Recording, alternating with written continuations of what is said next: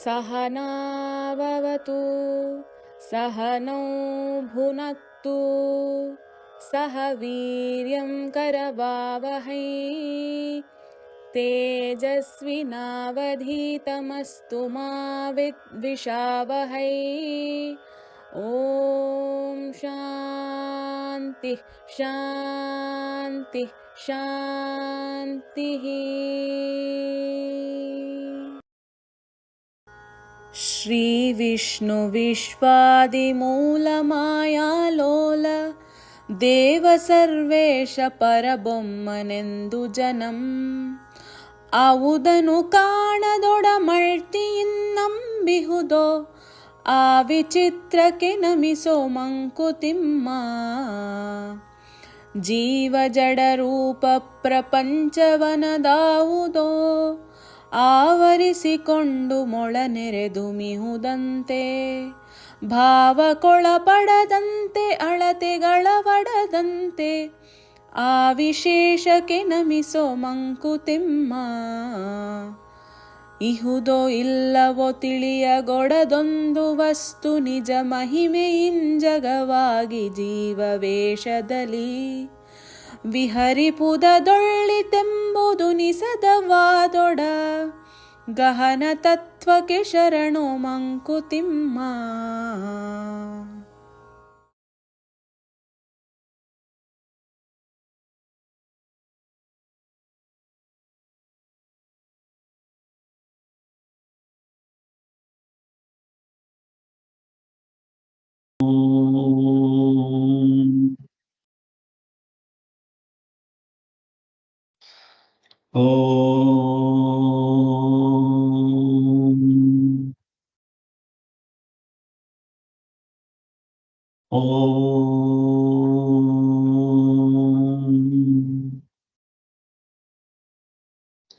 ಓಂ ಸಹನಾವವತು ಸಹನೌ ಭುನಕ್ತು ಸಹ ವೀರ್ಯಂ ಕರವಾವಹೈ ತೇಜಸ್ವಿನಾವಧೀತಮಸ್ತು ಮಾ ವಿದ್ವಿಷಾವಹೈ. ಓಂ ಶಾಂತಿ ಶಾಂತಿ ಶಾಂತಿ. ಸದಾಶಿವಸಮಾರಂಭಾಂ ಶಂಕರಾಚಾರ್ಯಮಧ್ಯಮಾಂ ಅಸ್ಮದಾಚಾರ್ಯಪರ್ಯಂತಾಂ ವಂದೇ ಗುರುಪರಂಪರಾಂ ವಂದೇ ಗುರುಪರಂಪರಾಂ. ಯಸ್ಯಾಂತಾನಾದಿಮಧ್ಯಂ ನ ಹಿ ಕರಚರಣಂ ನಾಮ ಗೋತ್ರಂ ನ ಸೂತ್ರಂ ನೋ ಜಾತಿರ್ನೈವ ವರ್ಣಾನುಭವತಿ ಪುರುಷೋ ನಾನಪಂಸಂ ನ ಚ ಸ್ತ್ರೀನಾಕಾರಂ ನಾವಿಕಾರಂ ನ ಹಿ ಜನನಿ ಮರಣಂ ನಾಸ್ತಿ ಪುಣ್ಯಂ ನ ಪಾಪಂ ನೋ ತತ್ವಂ ತತ್ವಮೇಕಂ ಸಹಜ ಸಮರಸಂ ಸದ್ಗುರುಂ ತ್ವಂ ನಮಾಮಿ ಸದ್ಗುರುಂ ತ್ವಂ ನಮಾಮಿ. ಸನಾತನ ಧರ್ಮ ಶಂಕರಾಚಾರ್ಯರು ಮತ್ತು ನನ್ನ ಎಲ್ಲ ಗುರುಗಳಿಗೂ ನಮಸ್ಕಾರ ಮಾಡ್ತಾ, ಇವತ್ತು ಈ ಡಿ ವಿ ಗುಂಡಪ್ಪನವರು ಬರೆದಿರುವ ಮಂಕುತಿಮ್ಮನ ಕಗ್ಗ ಇದರ 7ನೇ ಉಪನ್ಯಾಸ. ಸೊ ಸಾಮಾನ್ಯಕ್ಕೆ ಒಂದೊಂದು ದಿವಸಕ್ಕೆ ಒಂದೊಂದು 10 ಮಾಡಿದೀವಿ ಅಂದ್ರೆ ಒಂದು 60 ಕಗ್ಗಗಳನ್ನ ನೋಡಿದೀವಿ. ಇನ್ನು ಒಂದು ಸ್ವಲ್ಪ ಕಗ್ಗ ಇಂಪಾರ್ಟೆಂಟ್ 945 ಕಗ್ಗನೂ ಮಾಡೋದು ಕಷ್ಟ. ಆಮೇಲೆ ಆ ಸೀರಿಯಲ್ ಆಗಿ ಹೋದ್ರೆ ಒಂದೇ ವಿಷಯಗಳು ಹಂಗೆ 10-15 ಬಂದಿರ್ತವೆ. ಅದ್ರೊಳಗೆ ಇಂಪಾರ್ಟೆಂಟ್ ಆಗಿರೋ ಅದೇ ಒಂದೇ ವಿಷಯದ ಬಗ್ಗೆ 10-15 ಕಗ್ಗ ಬರ್ದಿರ್ತಾರೆ. ಅದ್ರೊಳಗೆ ಇಂಪಾರ್ಟೆಂಟ್ ಆಗಿರೋದನ್ನ ತೆಗೆದು, ಸೊ ಅದಕ್ಕೆ ಕನೆಕ್ಷನ್ ಹೊಂದುವಂಥದನ್ನೆಲ್ಲ ತೆಗೆದು ನಿಮ್ಗೆ ಹೇಳೋದ್ರಿಂದ ಕಗ್ಗಕ್ಕೆ ಒಂದು ಅರ್ಥ ಬರುತ್ತೆ. ಹಾಗಾಗಿ ಇನ್ನೊಂದು 6-7 ಕ್ಲಾಸಲ್ಲಿ ಅಥವಾ ಒಂದು 15 ಕ್ಲಾಸಲ್ಲಿ ಕಗ್ಗ ಪೂರ್ತಿ ನಿಮ್ಗೆ ಅರ್ಥ ಆಗೋ ಹಾಗೆ ಯಾವ ವಿಚಾರಗಳನ್ನು ಬಿಡದಲ್ಲೇನೆ ಮಾಡೋ ಒಂದು ಮನಸ್ಸನ್ನ ಇಟ್ಕೊಂಡಿದೀನಿ. ಹಾಗೆ ಮಾಡ್ತಾ ಹೋಗೋಣ. ಸೊ ಇವತ್ತು ಈ ಕಗ್ಗದ 3 ಮಂಗಳಾಚರಣೆ ಶ್ಲೋಕನ ಹೇಳ್ಬಿಟ್ಟು ಮುಂದಕ್ಕೆ ಇವತ್ತಿನ ಕಗ್ಗ ಶುರು ಮಾಡೋಣ. ಶ್ರೀ ವಿಷ್ಣು ವಿಶ್ವಾದಿ ಮೂಲ ಮಾಯಾಲೋಲ ದೇವ ಸರ್ವೇಶ ಪರಬೊಮ್ಮನೆಂದು ಜನಂ ಆವುದನು ಕಾಣದೊಡಮಳ್ತಿಯಿಂ ನಂಬಿಹುದೋ ಆ ವಿಚಿತ್ರಕ್ಕೆ ನಮಿಸ ಮಂಕುತಿಮ್ಮ. ಜೀವ ಜಡ ರೂಪ ಪ್ರಪಂಚವನದಾವುದೋ ಆವರಿಸಿಕೊಂಡು ಮೊಳೆ ನೆರೆದು ಇಹುದಂತೆ ಭಾವ ಕೊಳಪಡದಂತೆ ಅಳತೆಗಳ ಬಡದಂತೆ ಆ ವಿಶೇಷಕ್ಕೆ ಮಣಿಯ ಮಂಕುತಿಮ್ಮ ಇಹುದು ಎಲ್ಲವ ತಿಳಿಯಗೊಡದೊಂದು ವಸ್ತು ನಿಜ ಮಹಿಮೆಯಿಂ ಜಗವಾಗಿ ಜೀವವೇಷದಲ್ಲಿ ವಿಹರಿಪುದೊಳ್ಳಿತೆಂಬುದು ನಿಸನವಾದೊಡ ಗಹನ ತತ್ವಕ್ಕೆ ಶರಣ ಮಂಕುತಿಮ್ಮ ಗಹನ ತತ್ವಕ್ಕೆ ಶರಣ ಮಂಕುತಿಮ್ಮ. ನಾವು ಹೋದ ತರಗತಿನಲ್ಲಿ ಈ ಕಗ್ಗನ ನೋಡಿದ್ದು. ತಲೆಯೊಳಗೆ ನೆರೆದಿಹವು ನೂರಾರು ಹಕ್ಕಿಗಳು, ಗಿಳಿಗೂಗೆ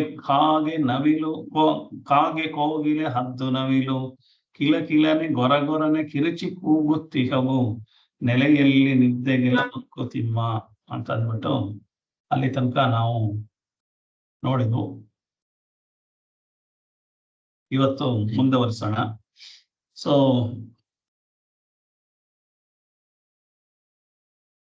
ಇವತ್ತು 202 ಶ್ಲೋಕ. ರಾವಣನ ದಶಶಿರವ ದೀಂ ನರನು ಶತಶಿರನು, ಸಾವಿರಾಸ್ಯಗಳನ್ನು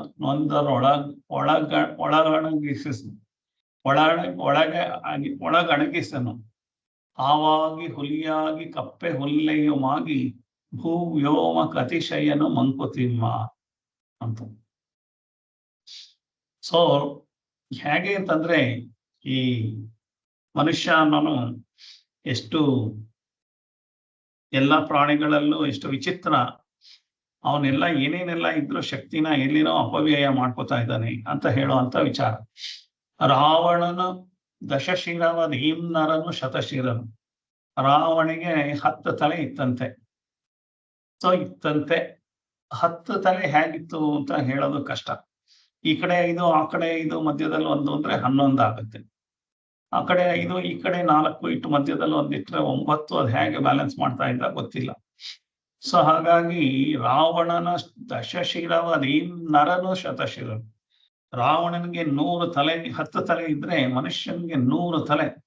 ಅಂದ್ರೆ ತಲೆ ನಮ್ಗೆ ಕಾಣಿಸ್ತಾ ಇರೋದು ಒಂದೇನೆ, ಆದ್ರೆ ನಮ್ಮ ತಲೆಯ ಒಳಗಡೆ ವಿಚಾರಗಳು ಒಂದೇ ಕ್ಷಣದಲ್ಲಿ 100 ವಿಚಾರಗಳು, ಬೇರೆ ಬೇರೆ ವಿಚಾರಗಳು ಬಂದು ನಮ್ಮನ್ನ 1000 ರಹಸ್ಯಗಳನ್ನ ಒಳಗಡೆ ಅದನ್ನ ಒಣಗಿಸಹನ್ ಅಂತ, ಒಳಗೆ ಒಣಗಿಸಹನ್ ಅಂತ.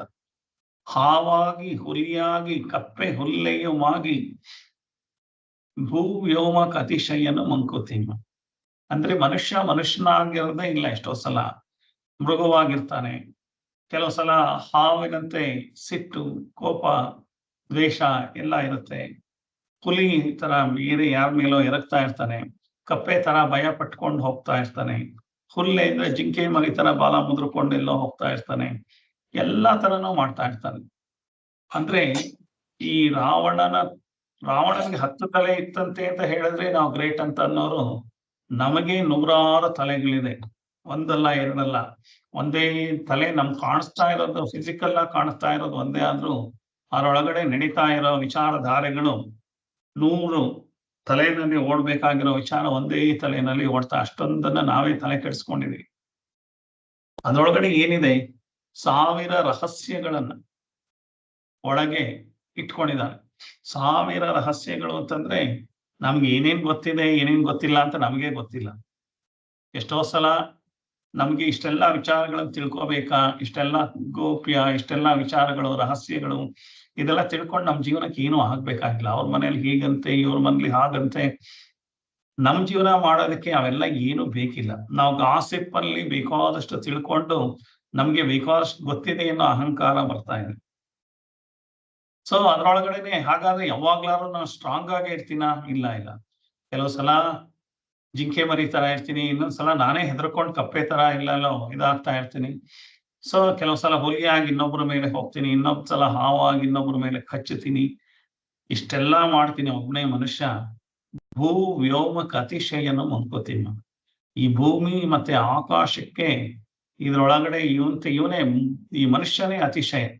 ಈ ಮನುಷ್ಯಂತರ ಪ್ರಾಣಿ ಈ ಪ್ರಪಂಚದಲ್ಲಿ, ಅಂದ್ರೆ ಭೂಮಿ ಮತ್ತೆ ಆಕಾಶದ ಮಧ್ಯೆ ಇರೋಂಥ ಇದ್ರೊಳಗೆ ಯಾವ ಪ್ರಾಣಿನೂ ಈ ತರ ಇಲ್ಲ. ಇವಂತೆ ವಿಚಿತ್ರ. ಅಂದ್ರೆ ರಾವಣನೇ ವಿಚಿತ್ರ ಅಂತ ನಮ್ಮ ಪುರಾಣಗಳಲ್ಲಿ ಬರೆದ್ರೆ ನಾವು ರಾವಣನಿಗಿನ್ನ ಅತಿಶಯ ಆಗಿರುವಂಥವ್ರು. ಸೊ ರಾವಣ 64 ವಿದ್ಯೆಗಳಲ್ಲಿ ಒಂದು ಕಾಲದಲ್ಲೇನೆ ಏಕಕಾಲದಲ್ಲೇ 16 ಕೆಲಸಗಳನ್ನು ಮಾಡೋ ಕ್ಷಮತೆ ಹೊಂದಿದ್ದ. ಅವನಿಗೆ ದಶಕಂಠ, ದಶಗ್ರೀವ ಅಂತೆಲ್ಲ ಬೇಕಾದಷ್ಟು ಹೆಸರುಗಳಿದ್ರೂ ಅವನ ಬಹುಮುಖ ಪ್ರತಿಭೆ ಇತ್ತು. ಸೊ ಹಾಗಾಗಿ ಅಂತಾನು ಏನೂ ಇಲ್ಲ ನಮ್ಮ ಮುಂದೆ ಇವಾಗ. ನಮ್ಗೆ ಏನೇನಿಲ್ಲ ಇದೆ ಅಂತಂದ್ರೆ ಏನೇನೋ ಮಾಡಿ ಬೇಕಾದಷ್ಟು ಒಂದೇ ಮನುಷ್ಯನ ತರ ಇಲ್ವೇ ಇಲ್ಲ ನಾವು. ಒಂದೊಂದ್ಸಲ ಒಂದೊಂದ್ ತರ ಇರ್ತೀವಿ. ಹಾಗಾಗಿ ಬಹುಮುಖ ಮನುಷ್ಯನಿಗೆ ಈ ತರ ಬೇಕೇ ಅಂತ ಕೇಳಿದ್ರೆ, ಸೊ ದೇವರು ನಡೆಸ್ತಾ ಇರೋ ನಾಟಕ. ನಾನು ಬಂದಿದ್ದೀನಿ, ನಾನು ಬರಕ್ಕೆ ಮುಂಚೆ ಈ ಪ್ರಪಂಚ ಇತ್ತು, ನಾನು ಹೋದ ಮೇಲೂ ಪ್ರಪಂಚ ಇರುತ್ತೆ. ನಮ್ಮನೇಲಿರೋ ಕುರ್ಚಿ ನಾನು ಬಂದ ಮೇಲೆ ಬಂದಿರ್ಬೋದು, ನಾನು ಹೋದ್ಮೇಲೆ ಇರುತ್ತೆ ಕುರ್ಚಿ, ಆದ್ರೆ ನಾನಿರಲ್ಲ ಅಷ್ಟೇ, ಕುರ್ಚಿ ಖಾಲಿ ಇರುತ್ತೆ. ಸೊ ಹಾಗೆ ನಾನು ಏನೇ ತಂದಿದ್ರು ನನ್ನ ವಸ್ತುಗಳು, ನನ್ನ ಪ್ರಾಪರ್ಟಿ ಏನಿದೆ ಅದೆಲ್ಲದುವೆ ನನ್ನ ಜೊತೆ ಬರುವಂಥದ್ದಲ್ಲ. ಅದಕ್ಕೋಸ್ಕರನೇ ದಿವಸ ಬಡದಾಡ್ತೀವಿ. ನನಗೆ ಈ ಚಾನಲ್ ಇಷ್ಟ, ನಿಮ್ಗೆ ಆ ಚಾನಲ್ ಇಷ್ಟ, ಆ ಧಾರಾವಾಹಿ ಇಷ್ಟ, ಈ ಧಾರಾವಾಹಿ ಇಷ್ಟ, ಆ ಸೀರೆ, ಈ ಬಳೆ, ಈ ಬಟ್ಟೆ, ಈ ಕಾರು, ಆ ಬಂಗ್ಲೆ, ಆ ರಾಜಕಾರಣಿ, ಈ ರಾಜಕಾರಣಿ, ಆ ಆಟದವರು. ಸುಮ್ಮನೆ ಫೈಟಿಂಗ್. ಅವರು ಹೇಳೋದನ್ನ ನಾನು ಒಪ್ಕೊಳ್ಳಲ್ಲ, ನಾನು ಹೇಳೋದನ್ನ ಅವ್ರು ಒಪ್ಕೊಳ್ಳಲ್ಲ. ಇಬ್ರಲ್ಲೂ ಭಿನ್ನ ಅಭಿಪ್ರಾಯ. ನಮ್ ಜೀವನ ಮಾಡೋದ್ ಇವೆಲ್ಲ ಬೇಕಾ ಅಂತ ನಾನು ಪ್ರಶ್ನೆ ಮಾಡಿದಾಗ, ನಾನು ಇದೆಲ್ಲ ಈ ತರ ಇದ್ರೆ ನಾನು ಮಾತಾಡಕ್ ವಿಷಯ ಇರಲ್ಲ. ಅದಕ್ಕೋಸ್ಕರ ನಾನು ಮಾತಾಡಕ್ ವಿಷಯ ಬೇಕು ಅಂತ ಅದ್ರೊಳಗಡೆ ಏನೂ ಹೊರಳಿಲ್ಲ ಮಾತಲ್ಲಿ. ಆದ್ರೆ ಮಾತಾಡೋದಕ್ಕೋಸ್ಕರ ನಾನು ನನ್ನ ಎನರ್ಜಿನ ಖರ್ಚು ಮಾಡ್ಕೊತಾ ಇದ್ದೀನಿ, ಆ ವಿಚಾರಗಳನ್ನೆಲ್ಲ ತಿಳ್ಕೊತಾ ಇದ್ದೀನಿ. ಹಾಗಾಗಿ ನಾನು ನನ್ನ ಮುಖ್ಯ ಜೀವನದ ಉದ್ದೇಶ ಮೋಕ್ಷ ಪಡ್ಕೊಳ್ಳೋದು. ಆ ಕಡೆಗೆ ನನ್ನ ಎನರ್ಜಿನ ಉಪಯೋಗಿಸ್ತಾ ಇಲ್ಲ, ನನ್ನ ಎನರ್ಜಿನ ಹಾಳು ಮಾಡ್ಕೊಳ್ತಾ ಇದ್ದೀನಿ. ಸೊ 100 ವರ್ಷದಲ್ಲೂ ಈ ತರನೇ ಮಾಡ್ಕೊಂಡು ಜೀವನ ಮಾಡ್ಕೊಳ್ತಾ ಇದ್ದೀನಿ. ಹಾಗಾಗಿ ವ್ಯೋಮಕ್ಕೆ ಅತಿಶಯವನು, ಅಂದ್ರೆ ಈ ಭೂಮಿ ಮತ್ತು ಆಕಾಶದ ಮಧ್ಯೆ ಇರುವಂತ ಈ ಮನುಷ್ಯ ಬೇರೆ ಎಲ್ಲಾ ಪ್ರಾಣಿಗಳಿದ್ರೂ ಇವನೇ ಅತಿಶಯವಾದ ಪ್ರಾಣಿ. ಸೊ ನಾವು ಹಾಗಿರ್ಬೇಕು ಅಂತಂದ್ರೆ ನಾವು ಸ್ವಲ್ಪ ತಿದ್ಕೋಬೇಕು, ನಾವೇನ್ ಮಾಡ್ಬೇಕು ಅಂತ. ಇನ್ನೂ ಒಂದು ಪದ್ಯನ ನಮ್ಗೇನೆ ಮಾಡಿ ಹೇಳಿದಾರ. ಏನ್ ಹೇಳ್ತಾ ಇದ್ದಾರೆ ಅಂದ್ರೆ,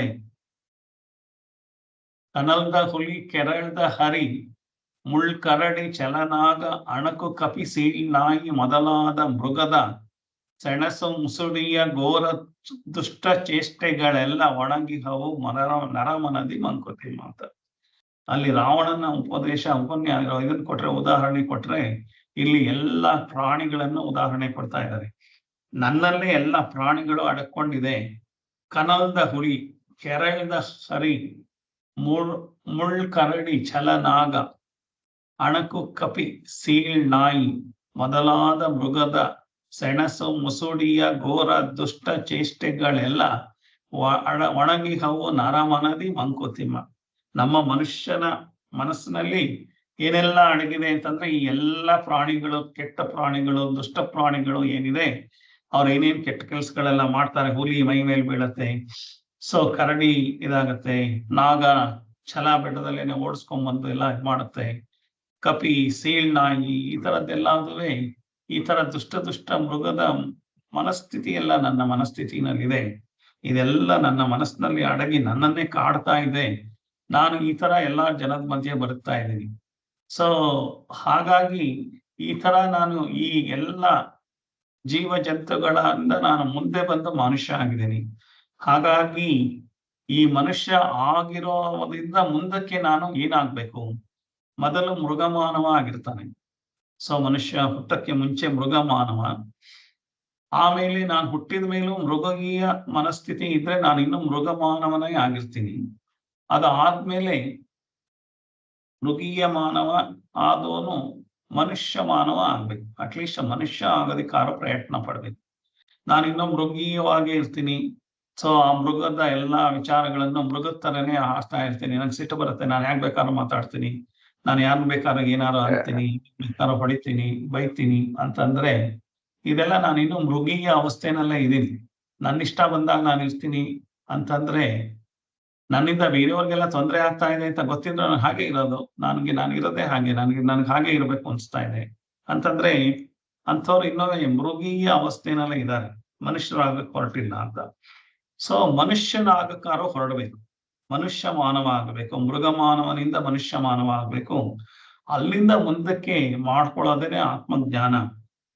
ಮನುಷ್ಯ ಮಾನವನಿಂದ ದೇವ ಮಾನವ ಆಗಿ, ದೇವ ಮಾನವನಿಂದ ದೇವರೇ ಆಗ್ಬೇಕು ನಾವು. ಸೊ ಇದು ನಮ್ಮ ಪ್ರಯಾಣ. ಈ ನಮ್ಮ ಪ್ರಯಾಣದಲ್ಲಿ ಮೃಗ ಮಾನವನಿಂದ ಮನುಷ್ಯ ಮಾನವ ಆಗೋದು, ಮನುಷ್ಯ ಮಾನವನಿಂದ ದೇವ ಮಾನವ ಆಗೋದು, ದೇವ ಮಾನವನಿಂದ ದೇವರೇ ಆಗೋದು ಹೇಗಿದೆ ಅಂದ್ರೆ ಈ ಪ್ರಯಾಣ. ಇದೆಲ್ಲದಕ್ಕೂ ನನಗೆ ಕೊಟ್ಟಿರೋದು ಈ ಜನ್ಮ. ಸೊ ಈ ಜನ್ಮ ನಾವು ಸರಿಯಾಗಿ ಉಪಯೋಗಿಸ್ಕೊಂಡು ಕೊಟ್ಟಿರೋದನ್ನ ನಾವು ಸರಿಯಾಗಿ ಬೇರೆ ತರ ಪ್ರಾಣಿಗಳಂತೆ ನಾವು ಆಡೋದನ್ನ ಬಿಟ್ಟು, ಅವನು ಯಾಕೆ ಹೇಳ್ತಾನೆ ಇರ್ತಾನಲ್ವಾ, ಅವನು ಒಳ್ಳೆ ಕೋತಿ ತರ ಆಡ್ತಾನೆ, ಒಳ್ಳೆ ನಾಯಿ ತರ ಆಡ್ತಾನೆ ಅಂತ ನಾವು ಕೇಳ್ಬೋದು. ಸೊ ಈ ತರ ಎಲ್ಲ ಚೇಷ್ಟೆಗಳನ್ನ ಮಾಡೋದ್ ಬಿಟ್ಟು, ಇವೆಲ್ಲ ದುಷ್ಟ ಗುಣಗಳು ನನ್ನಲ್ಲಿ ಇರಬಾರ್ದು, ನಾನು ಮನುಷ್ಯ ಆಗಿದ್ದೀನಿ ಅನ್ನೋದನ್ನ ನಾವು ತಿಳ್ಕೊಳ್ಳೋದಲ್ಲೇ ಇದ್ರೆ ನಮ್ಮನ್ನ ಯಾರು ತಿದ್ದಕ್ ಸಾಧ್ಯ? ನಮ್ಮನ್ನೇನು ಹೊರಗಡೆ ಪ್ರಪಂಚ ತಿದ್ದತ್ತ, ಅಥವಾ ಸಮಾಜ ತಿದ್ದತ್ತ? ಯಾರು ತಿದ್ದತ್ತಾರೆ? ಅಥವಾ ಹೆಂಡತಿನ ಗಂಡ ತಿದ್ದಕ್ಕಾಗತ್ತಾ? ಗಂಡನ ಹೆಂಡತಿ ತಿದ್ದಕ್ಕಾಗತ್ತಾ? ಏನಿದ್ರು ಸಣ್ಣ ವಯಸ್ಸಲ್ಲಿ 10 ವರ್ಷದ ತನಕ ಏನೋ ಒಂದಿಷ್ಟು ಹೇಳ್ಕೊಡ್ಬೋದು ಅಥವಾ ಮಕ್ಕಳಿಗೆ. ಅದಾದ್ಮೇಲೆ ಏನಾಗುತ್ತೆ, ಗಿಡವಾಗಿ ಬಗ್ಗದ್ದು ಮರವಾಗಿ ಬಗ್ಗೀತೆ ಅಂತ ನಾವು ಈ ಗುಣಗಳನ್ನೆಲ್ಲ ಬೆಳೆಸ್ಕೊಂಡ್ ಬಿಡೋದೇನೋ ಸುಲಭ, ಅದ್ರ ಜೊತೆಗೆ ಮಾಡೋದು ಸುಲಭ. ಆದ್ರೆ ನಾವು ಆ ಸ್ತರನ ಬಿಟ್ಟು ಮೇಲೆ ಬರ್ಬೇಕು. ಆ ಮಾನಸಿಕ ಸ್ತರದಿಂದ ಮೇಲಕ್ಕೆ ಬಂದು ನಾವು ಮಾನವರು ಅಂತ ಹೇಳ್ಕೊಳ್ಳುವಂತ ಒಂದು ಗುಣ, ಅದನ್ನ ನಾವು ಜಾಗರೂಕತೆಯಿಂದ ಈ ಪ್ರಾಣಿಗಳ ಮನಸ್ಥಿತಿಯಿಂದ ಹೊರಗೆ ಬರಬೇಕು ಅಂತ ಹೇಳೋದು ಈ ಒಂದು ಶ್ಲೋಕದ ಅರ್ಥ. ಏನ್ ಹೇಳ್ತಾ ಇದ್ದಾರೆ? ಕನಲ್ದ ಹುಳಿ, ಕೆರಳ್ದ ಹರಿ, ಮುಳ್ಳು ಕರಡಿ, ಛಲನಾಗ, ಅಣಕು ಕಪಿ, ಸೀಳ್ನಾಯಿ ಮೊದಲಾದ ಮೃಗದ ಸೆಣಸು ಮುಸುಳಿಯ ಘೋರ ದುಷ್ಟ ಚೇಷ್ಟೆಗಳೆಲ್ಲ ಅಣಗಿಹವು ನರಮನದಿ ಮಂಕುತಿಮ್ಮ ಅಂತ ಹೇಳಿದ್ದಾರೆ. ಸೊ ಯಾತಕ್ಕೆ ನಾವು ಹಾಗೆ ಮಾಡ್ಕೋತಿದೀವಿ ಇದೆಲ್ಲ ನಮ್ಮ ಜೀವನ ಅಂತಂದ್ರೆ, ನಮ್ಗಿನ್ನು ಬೇಕು ಬೇಕು ಬೇಕು ಬೇಕು ಅನ್ನೋದೇನೆ ಇದೆ. ಸೊ ಈ ಬೇಕು ಅನ್ನೋದು ಯಾರು ಹೇಳ್ಕೊಟ್ರು ಗೊತ್ತಿಲ್ಲ. ಬೇಕು ಅನ್ನೋ ಜಪ, ನಮ್ಗೆ ರಾಮನ್ ಜಪ ಮಾಡೋ ಅಂತಂದ್ರೆ ಗೊತ್ತಿಲ್ಲ, ಕೃಷ್ಣನ್ ಜಪ ಮಾಡು ಅಂದ್ರೆ ನಮ್ಗಿನ್ನು ಗುರು ಒಂದು ಉಪದೇಶ ಆಗಿಲ್ಲ, ನಾವೆಲ್ಲ ಇದ್ ಮಾಡೋಕ. ಆದ್ರೆ ಬೆಳಗಾಗೆದ್ದು ಅದು ಬೇಕು ಇದು ಬೇಕು ಅನ್ನೋದು ಯಾರು ಜಪ ಹೇಳ್ಕೊಟ್ಟಿದ್ದು? ಸೊ ಅದನ್ನ ಹೇಳ್ತಾ ಇದ್ದಾರೆ, ಬೇಕು ಬೇಕದು. ಇದು ಇನ್ನು 371ನೇ ಶ್ಲೋಕ. ಬೇಕು ಬೇಕದು ಬೇಕು ಬೇಕಿದನೆ ಇನ್ನೊಂದು, ಬೇಕೆನ್ನುತ್ತ ಬೊಬ್ಬಿಡುತ್ತ ಲಿಹ ಘಟವನಿದನು, ಏಕೆಂದು ರಚಿಸಿದನೋ ಬೊಮ್ಮನೀ ಬೇಕು ಜಪ, ಸಾಕೆನೆಪುದೆಂದಿಕೆಲ್ಲೋ ಮಂಕುತಿಮ್ಮ ಅಂತ. ಬೇಕು ಬೇಕದು ಬೇಕು ಬೇಕಿದನೆ ಇನ್ನೊಂದು, ಬೇಕೆನ್ನುತ್ತ ಬೊಬ್ಬಿಡುತ್ತ ಲಿಹ ಘಟವನಿದನು, ಏಕೆಂದು ರಚಿಸಿದನೋ ಬೊಮ್ಮನೀ ಬೇಕು ಜಪ, ಸಾಕೆನೆಪುದೆಂದಿಗೆಲ್ಲೋ ಮಂಕುತಿಮ್ಮ ಅಂತ. ನಾವು ಯಾಕೆ ಮೃಗಗಳಾಗ್ತೀವಿ, ಯಾಕೆ ರಾವಣನ್ ತರ ಆಗ್ತೀವಿ, ಯಾಕೆಲ್ಲ ಆಗ್ತಾ ಇದೀವಿ ಅಂದ್ರೆ ನಮ್ಮ ಆಸೆಗಳನ್ನ ಪೂರೈಸ್ಕೊಳ್ಳೋದಕ್ಕೆ, ನಮ್ಮ ಬೇಕುಗಳನ್ನ ಪೂರೈಸ್ಕೊಳ್ಳೋದಕ್ಕೆ ಇಷ್ಟೆಲ್ಲ ವೇಷಗಳನ್ನ ಹಾಕೋತೀವಿ. ಕೆಲವು ಸಲ ಮೃಗೀಯವಾಗಿ ವರ್ತನೆ ಮಾಡಿ ಒಬ್ಬರಿಗೆ ಹೊಡೆದು ರಕ್ತ ಬಂದು ಸಾಯಿಸೋದಕ್ಕೂ ರೆಡಿ ಆಗ್ತಾರೆ. ಸೊ ಯಾರನ್ನೋ ಫಿನಿಶ್ ಮಾಡೋ ಲೆವೆಲ್ಗೂ ರೆಡಿ ಆಗತ್ತೆ ಮನಸ್ಸು ಅಂತಂದ್ರೆ, ನಾವು ಮೃಗೀಯವಾಗಿ ಅದ್ಯಾವುದಕ್ಕೆ, ಯಾವುದೋ ಒಂದು ಬೇಕು ಅನ್ನೋದಕ್ಕೋಸ್ಕರ. ಬೇಕು ಬೇಕದು ಬೇಕು ಇದೇನೆ ಇನ್ನೊಂದು. ಅದ್ ಬೇಕು ಅನ್ನೋದು ಏನ್ ಬೇಕು ಅಂತ ನಮಗ್ ಗೊತ್ತಿಲ್ಲ, ಸುಮ್ನೆ ಬೇಕು. ಮಗು ಕೆಲವು ಸಲ ಸುಮ್ನೆ ಹಠ ಮಾಡತ್ತೆ. ಯಾಕೆ ಹಠ ಮಾಡ್ತಾ ಇದೆ ಅಂತಾನೆ ಗೊತ್ತಾಗಲ್ಲ. ಅಮ್ಮ ಎಷ್ಟೆಲ್ಲ ಮಾಡ್ಬೇಕು ರಮಿಸ್ಬೇಕು ಅಂತಂದ್ರೆ, ಚಂದ್ರ ನೋಡು, ನಾಯಿ ನೋಡು, ಅದ್ ನೋಡು ಇದ್ ನೋಡು ಅಂತಂದು ಕೊನೆಗೆ ಆ ಮನಸ್ಸನ್ನ ಬೇರೆ ಕಡೆ ತಗೊಂಬಂದು ಅವಾಗ ಬೇಕು ಜಪ ಬಿಡ್ಬೋದು. ಇಲ್ಲದೆ ಹೋದ್ರೆ ಅದೇ ರಚನೆ ಮಾಡ್ತಾ ಇರುತ್ತೆ. ಮಕ್ಕಳು ಆ ತರ ರಚನೆ ಮಾಡಿದ್ರೆ ನಾವು ಈ ತರ ರಚನೆ ಮಾಡ್ತೀವಿ. ದೊಡ್ಡವರಾದವರು ನನಗೇನೋ ಬೇಕು, ಕೊನೆಗೆ ವಸ್ತುಗಳೆಲ್ಲ ಬೇಕು ಅನ್ನೋದು ಬೇಕಾದ್ರೆ ನಿಂತು ಹೋಗ್ಬಿಡುತ್ತೆ. ಆದ್ರೆ ಅವ್ನು ನನ್ ಹಾಗನ್ಬೋದಾ, ಅವ್ನು ನನಗೆ ಉತ್ತರ ಸರಿಯಾಗಿ ರೆಸ್ಪೆಕ್ಟೇ ಕೊಡ್ಲಿಲ್ಲ, ಅವ್ರು ನನ್ ಸರಿಯಾಗಿ ಕರೀಲೇ ಇಲ್ಲ, ಅವ್ರು ಏನ್ ಹೀಗ ಅನ್ನೋದು, ಬಲಗೈನಲ್ಲಿ ಹೀಗ್ ಅಂದ್ಬಿಟ್ರು, ಎಡಗೈನಲ್ಲಿ ಹೀಗ್ ಅಂದ್ಬಿಟ್ರು, ನನಗೆ ಆ ದೋಸೆ ಬೇಕು, ಈ ಇದು ಬೇಕು, ಹೊಟ್ಟೆದಂತೂ ಸಾಲದು. ಮನೆಯಲ್ಲಿ ಅಡಿಗೆ ಮಾಡಿದ್ರು ಅದು ಸರಿ ಇಲ್ಲ ಇದು ಸರಿ ಇಲ್ಲ ಅಂತ ಗೊಣಗಾಡ್ಕೊಂಡು ನನ್ನ ಬೇಕುಗಳನ್ನ ಎಷ್ಟಿದೆ ಅಂತಂದ್ರೆ ಬೇಕೇನುತ್ತಾ ಬೊಬ್ಬಿಡುತ್ತಾ ಲಿಹ ಘಟವಾಗಿದ. ಏನ್ ಮಾಡ್ತಾ ಇದ್ದೀನಿ, ಬೇಕಾದ್ದು ನನಗೆ ಸಿಗದಲೇ ಇದ್ದಾಗೆಲ್ಲ ಬೊಬ್ಬಿಡ್ತಾ ಇದ್ದೀನಿ. ಬೊಬ್ಬಿಡೋದು ಅಂದ್ರೆ ಗಲಾಟೆ ಮಾಡ್ತಾ ಇದ್ದೀನಿ. ಸೊ ನನ್ನ ಈ ಬೇಕುಗಳ ಸರಮಾಲೆ ನಿಲ್ಲದೇ ಇಲ್ಲ, ಹನುಮಂತನ ಬಾಲದಂತೆ ಬೆಳೀತಾನೇ ಇರುತ್ತೆ. ನಮ್ಮ ಎಲ್ಲಾ ಬೇಕುಗಳನ್ನ ನಾವೇ ಅನಲೈಸ್ ಮಾಡಿದ್ರೆ ನಮ್ಮ ಬೇಕುಗಳು ಈಗ 5 ವರ್ಷದ ಕೆಳಗೆ ನಾನು ಬೇಕು ಅಂದಿದ್ದು ಅದೆಲ್ಲ ತಗೊಂಬಂದು ಇಟ್ಕೊಂಡಿದ್ರು ಅದೆಲ್ಲ ಸಿಕ್ಕಿದ್ರು ಅದು ಬೇಡ, ಈಗ ಇನ್ನೊಂದೇನೋ ಬೇಕು ಅಂತ ಹುಡುಕ್ತಾ ಇದೆ. ಹಾಗಾದ್ರೆ 5 ವರ್ಷದ ಕೆಳಗೆ ಯಾಕೆ ಅಷ್ಟೊಂದೆಲ್ಲ ಗಲಾಟೆ ಮಾಡಿ ಅದು ಬೇಕು ಅಂತಂದ್ರೆ ಈಗ ಅದು ಬೇಕು ಅಂದಿದ್ದೆ ಬೇಡವಾಗಿದೆಯಲ್ಲ ಅಂತ ಅದನ್ನ ಯಾವ್ದನ್ನು ಅನಲೈಸ್ ಮಾಡೋದೇ ಇಲ್ಲ. ಈ ಹನುಮಂತನ ಬಾಲ ತರ ಬೆಳೆಸ್ಕೊತಾನೆ ಹೊರ್ತಾ ಇದೀವಿ. ಬೇಕುಗಳಿಗೆ ಬ್ರೇಕ್ ಹಾಕ್ಬೇಕು. ಅಂದ್ರೆ ನಮಗೆ ಅವಶ್ಯಕನ ಅನವಶ್ಯಕನ ಸೂಕ್ತವಾಗಿದೆಯಾ ಇದೆಲ್ಲ ವಿವೇಚನೆನ ನಮ್ಮ ಮನಸ್ಸಿನಲ್ಲಿ ನಾವು ಇದು ಮಾಡ್ಬೇಕು. ಇದೇನಾಗುತ್ತೆ ಅಂದ್ರೆ ನಮ್ಮ ಬೇಕುಗಳು ಎಲ್ಲದಕ್ಕೂ ಬ್ರೇಕ್ ಹಾಕೋದು ಅಂತಂದ್ರೆ ನಾವು ಮನಸ್ಸನ್ನ ಒಂದು ಹದಕ್ಕೆ ತರಬೇಕು. ಶಮ ದಮ ಉಪರಮ ಅಂತ ಎಲ್ಲ ಹೇಳ್ತಾರಲ್ವಾ, ಮನೋ ನಿಗ್ರಹ, ಚಿತ್ತ ಏಕಾಗ್ರತೆ, ಇಂದ್ರಿಯ ನಿಗ್ರಹ ಅಂತ ಅಂದ್ಬಿಟ್ಟು ಇವೆಲ್ಲದನ್ನು ನಾವು ಆತ್ಮಜ್ಞಾನದಲ್ಲಿ ಮಾಡಿದೀವಿ. ಸೊ ಈ ಮನಸ್ಸುಗಳ ಬೇಕುಗಳು ಹೇಗೆ ಅಂತಂದ್ರೆ ಫೌಂಟನ್ ತರ ಬರ್ತಾನೆ ಇರುತ್ತೆ. ನಿಮಗೆ ಒಂದು ಆಸೆ ಬಂದ್ರೆ ನೀವು ಆಸೆನ ಪೂರೈಸ್ತಲೇ ಇದ್ರೆ ಆಸೆ ಪೂರೈಸ್ಕೊಳ್ಳಿಲ್ವಲ್ಲ ಅಂತ ದುಃಖದಲ್ಲಿ ಇರ್ತೀನಿ ಅಷ್ಟೇ. ಅಕಸ್ಮಾತ್ ಆಸೆನ ಪೂರೈಸ್ಕೊಂಡ್ಬಿಟ್ರೆ ನಾನು ಇನ್ನು 10 ಆಸೆಗಳು ಹುಟ್ಟುತ್ತೆ.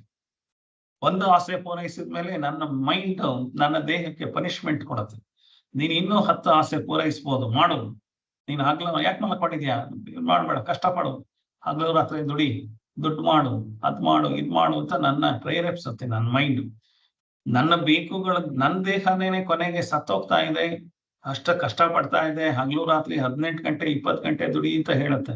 ದುಡ್ಡು ಸಾಕಾಗ್ತಿಲ್ಲ, ಕೋಟಿ, ನೀನು 10 ಕೋಟಿ ಇಟ್ಕೊಂಡಿದ್ರೆ ಏನೋ ಪ್ರಯೋಜನ ಇಲ್ಲ. ನೀನು ಬಡವ, ನೀನ್ 100 ಕೋಟಿ ಮಾಡ್ಕೋಬೇಕು, 1000 ಕೋಟಿ ಮಾಡ್ಬೇಕು, ಹಗಲು ರಾತ್ರಿ ಈ ದೇಶ ಬಿಟ್ಟು ಆ ದೇಶಕ್ಕೆ ಹೋಗು, ಏನಾರು ಮಾಡು, ಮೋಸನಾರು ಮಾಡು, ದಗಾನಾರು ಮಾಡು, ಪರವಾಗಿಲ್ಲ, 100 ಕೋಟಿ ಮಾಡು, 1000 ಕೋಟಿ ಮಾಡು ಅಂತ ಯಾರು ಹೇಳ್ಕೊಡ್ತಾ ಇದ್ರು? ಈ ಬೇಕು ಜಪ. ಈ ಬೇಕು ಅನ್ನೋದು ನನ್ನ ಮನಸ್ಸಿನಲ್ಲಿ ನನ್ನನ್ನೇ ಪುಷ್ ಮಾಡಿ ನನ್ನ ದೇಹ ನನ್ನ ಸಂಬಂಧಗಳನ್ನೇ ಹಾಳು ಮಾಡಿ ನನ್ನ ದೇಹನೂ ಹಾಳು ಮಾಡುತ್ತೆ. ಕಾಯಿಲೆ ಬಂದ್ರು ಲೆಕ್ಕ ಮಾಡಲ್ಲ, ಮಲ್ಕೋಬೇಡ, ಎದ್ದೇಳು, ಅವ್ರು ಯಾರೋ 1000 ಕೊಡ್ತೀನಿ ಅಂತ ಹೇಳಿದ್ದಾರೆ, 1 ಕೋಟಿ ಕೊಡ್ತೀನಿ ಅಂತ, ಎದ್ದೋಗ್, ಊಟ ಮಾಡ್ಬೇಡ, ತಿಂಡಿ ತಿನ್ಬೇಡ, ಹೋಗು, ಎಬ್ಸಿ ಕಳ್ಸುತ್ತೆ. ಯಾಕೆಂದ್ರೆ ಆ ಬೇಕು ಅನ್ನೋದು. ಅಲ್ಲ, ನೀನು ಆಲ್ರೆಡಿ ದುಡ್ದಿರೋದು 10 ಕೋಟಿ ಬ್ಯಾಂಕಲ್ಲೇ ಇದೆ, ಮುಟ್ಟೆ ಇಲ್ಲ, ಹಾಗೆ ಬಿದ್ದಿದೆ, ಇರ್ಲಿ ಅದಲ್ದಲೆ ಇನ್ನೂ 100 ಕೋಟಿ ಮಾಡ್ಬೇಕು. ಸೊ ಈ ಬೇಕು ಜಪ ನಿಲ್ಲಿಸೋದು ಹೇಗೆ ಅಂತ ಅನ್ನೋದನ್ನ ನಾವು ತಿಳಿಬೇಕಾದ್ರೆ ನಮಗೆ ಏನು ಸೂಕ್ತ ಅನ್ನೋದನ್ನ ನಾವು ಮೊದಲು ಮಾನಸಿಕವಾಗಿ ಶಾಂತಿ ಸ್ಥಿತಿ ಬರಬೇಕು. ನಾವು ಮಾನಸಿಕವಾಗಿ ಅವಲಕ್ಕಿ ಭತ್ತ ಕೊಡ್ತಾನೆ ಇದ್ರೆ ಪಕ್ಕದ ಮನೆಯವರನ್ನು ನೋಡಿ ಕೊಟ್ಕತ್ತೆ ಅವಲಕ್ಕಿ. ಇನ್ಯಾರೋ ಆಗಿದೆ, ನಮ್ಮ ಅಕ್ಕ ತಂಗಿ ಅಣ್ಣ ತಮ್ಮ ಅವ್ರ ಮನೇಲಿ ಏನೋ ತಗೊಂಡ್ಬಿಟ್ರು, ನಮ್ಮನೇಲಿ ತಗೊಂಡಿಲ್ಲ. ಸೊ ಈ ತರ ಯಾರೋ ಮಾಡಿದ್ರು ನಾನು ಮಾಡ್ಬೇಕು ಅನ್ನೋ ಒಂದು ನನ್ನ ಹಠ ನನ್ನನ್ನೇ ಹಾಳು ಮಾಡ್ತಾ ಇರುತ್ತೆ ಹೊರತು ಕೊನೆಗೆ ಸರಿಯಾದ ರೂತಿನಲ್ಲಿ ನಾನು ಅದನ್ನು ಈಡೇರಿಸ್ಕೊಳಕ್ ಆಗ್ಲಿಲ್ಲ ಅಂತಂದ್ರೆ ಕೆಟ್ಟ ರೀತಿನಲ್ಲಾದ್ರೂ ದುಷ್ಟ ರೀತಿನಲ್ಲಾದ್ರೂ ಅದನ್ನು ಈಡೇರಿಸ್ಕೊಳ್ಳೋದಕ್ಕೆ ನಾನು ಹೋಗ್ತೀನಿ. ಇದಿಷ್ಟು ವಸ್ತುಗಳ ವಿಚಾರ ಆದ್ರೆ ನಮ್ಮ ಅಹಂಕಾರಕ್ಕೆ ತಗಲಿರುವಂಥದ್ದು. ಆಮೇಲೆ ಇಂದ್ರಿಯ ಸುಖಗಳು ಏನಿದೆ, ದೈಹಿಕ ಸುಖಕ್ಕೆ ಆ ಹೆಣ್ಣು ಈ ಗಂಡು ಯಾರ್ಯಾರನ್ನೋ ಏನ್ ಬೇಕಾದ್ರೂ ಮಾಡಕ್ಕೆ ರೆಡಿ ಇರ್ತೀವಿ. ನಮ್ಮ ಅನೈತಿಕತೆಯನ್ನು ಹೆಚ್ಚಿಸ್ಕೊಂಡು ಬೇಕಾದ್ರೆ ಆ ಗಂಡ 25 ಗಂಡಂದ್ರು ಬೇಕಾದ್ರೆ ಆಗ್ಬೋದು, 25 ಹೆಂಡತಿಯನ್ನು ಮಾಡ್ಕೊಳ್ಳೋದು ಅಂದ್ರೆ ಹೆಣ್ಣುಗಳ ಸಂಘ. ಈ ತರ ಎಲ್ಲಾದ್ರೂ ಯಾವ ಸಂಸ್ಕಾರದ ಚೌಕಟ್ಟನ್ನ ದಾಟಿ ನನಗೆ ಬೇಕಾದ ಆಸೆನ ಪೂರೈಸ್ಕೊಳ್ಳೋ ಹಾಗೆ ನನ್ನ ಮನಸ್ಸು ಪ್ರೇರೇಪಿಸಿ ನನ್ನ ದೇಹನ ಕೃಶ ಮಾಡಿ ಹಾಳು ಮಾಡಿ ನನ್ನ ಮನಸ್ಸನ್ನು ಹಾಳು ಮಾಡಿ ನಿದ್ದೆನೂ ಮಾಡಕ್ಕಾಗ್ದಲೇ.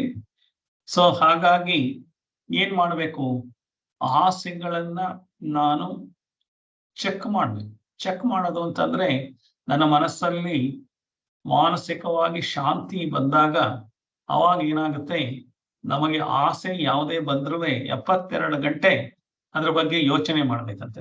ತಗೊಂಬರ್ಬಾರ್ದು. ದುಡ್ಡಿದೆ, ನನ್ನ ಹತ್ರ ದುಡ್ಡಿದೆ, ನೀವು ಜಿಪುಣರಾಗಿ ಅಂತ ಹೇಳ್ತಾ ಇಲ್ಲ.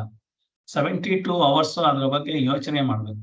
ಇದು ಬೇಕಾ ನನಗೆ, ಅವ್ರು ತಗೊಂಡಿದ್ದಾರೆ ಅಂತ ತಗೋತಾ ಇದ್ದೀನ, ನನಗಿದ್ರಿಂದ ಎಷ್ಟು ಉಪಯೋಗ, ಮನೆಯಲ್ಲಿ ಅದಕ್ಕೆ ಜಾಗ ಇದೆಯಾ, ಇದೆಲ್ಲದಕ್ಕೂ ದುಡ್ಡು ಇದೆಯಾ, ಸಾಲ ಮಾಡಿ ತಗೋತಾ ಇದ್ದೀನ, ಇದು ತಗೊಳ್ಳೋದ್ರಿಂದ ಏನ್ ಅನುಕೂಲ. ಸುಮ್ಮನೆ ಮನಸ್ಸಿಗೆ ತೃಪ್ತಿ ಆಗ್ತಾ ಇದೆ, ಯಾರ್ದೋ ಅಹಂಕಾರ ತೃಪ್ತಿ ಮಾಡ್ತಾ ಇದ್ದೀನಿ, ಹೊರಗಡೆ ತೋರಿಸ್ಕೊಳಕ್ಕೆ ತೃಪ್ತಿ. ನನ್ನ ಕೈಲಿ ಕೆಪಾಸಿಟಿನೇ ಇಲ್ಲ. ಐಫೋನ್ ತಗೋತೀನಿ, 1.5 ಲಕ್ಷ 2 ಲಕ್ಷ ಕ್ಯೂ ನಿಂತ್ಕೊಂಡು ತಗೊಳ್ತೀನಿ. ಯಾತಕ್ಕೋಸ್ಕರ? ಯಾರು ನೋಡ್ತಾ ಇದ್ದಾರೆ? ಆ ಐಫೋನ್ ತಗೊಳ್ಳೋ ಲೆವೆಲ್ಗೆ ನಾನು ಹತ್ತೇ ಇಲ್ಲ. ನಾನು BTS ಅಲ್ಲಿ ಐಫೋನ್ ಹಿಡ್ಕೊಂಡು ಹೋದ್ರೆ ನಾನು ಯಾರು ನೋಡಲ್ಲ. ಸೊ ನೀವು ಅದಕ್ಕೆ ತಕ್ಕನಾದ ಕಾರು, ಅದಕ್ಕೆ ತಕ್ಕನಾದ ಬಂಗ್ಲೆ, ಅದಕ್ಕೆ ತಕ್ಕನಾದ ಇದು ಎಲ್ಲ ಇಟ್ಕೊಂಡ್ರೆ ಐಫೋನ್ ತಗೋಬೇಕು. ಐಫೋನ್ ತಗೊಂಡ್ಬಿಟ್ಟಿದೀನಿ ಅಂತಂದ್ರೆ ನಾನು ಯಾರು ಗುರ್ತಿಸ್ತಾರೆ ಅಂತ ಏನಿಲ್ಲ. ಇವತ್ತು ಐಫೋನ್ ತರದೇ ಬ್ಯಾಕ್ ರ್ಯಾಪರ್ ಇದೆ.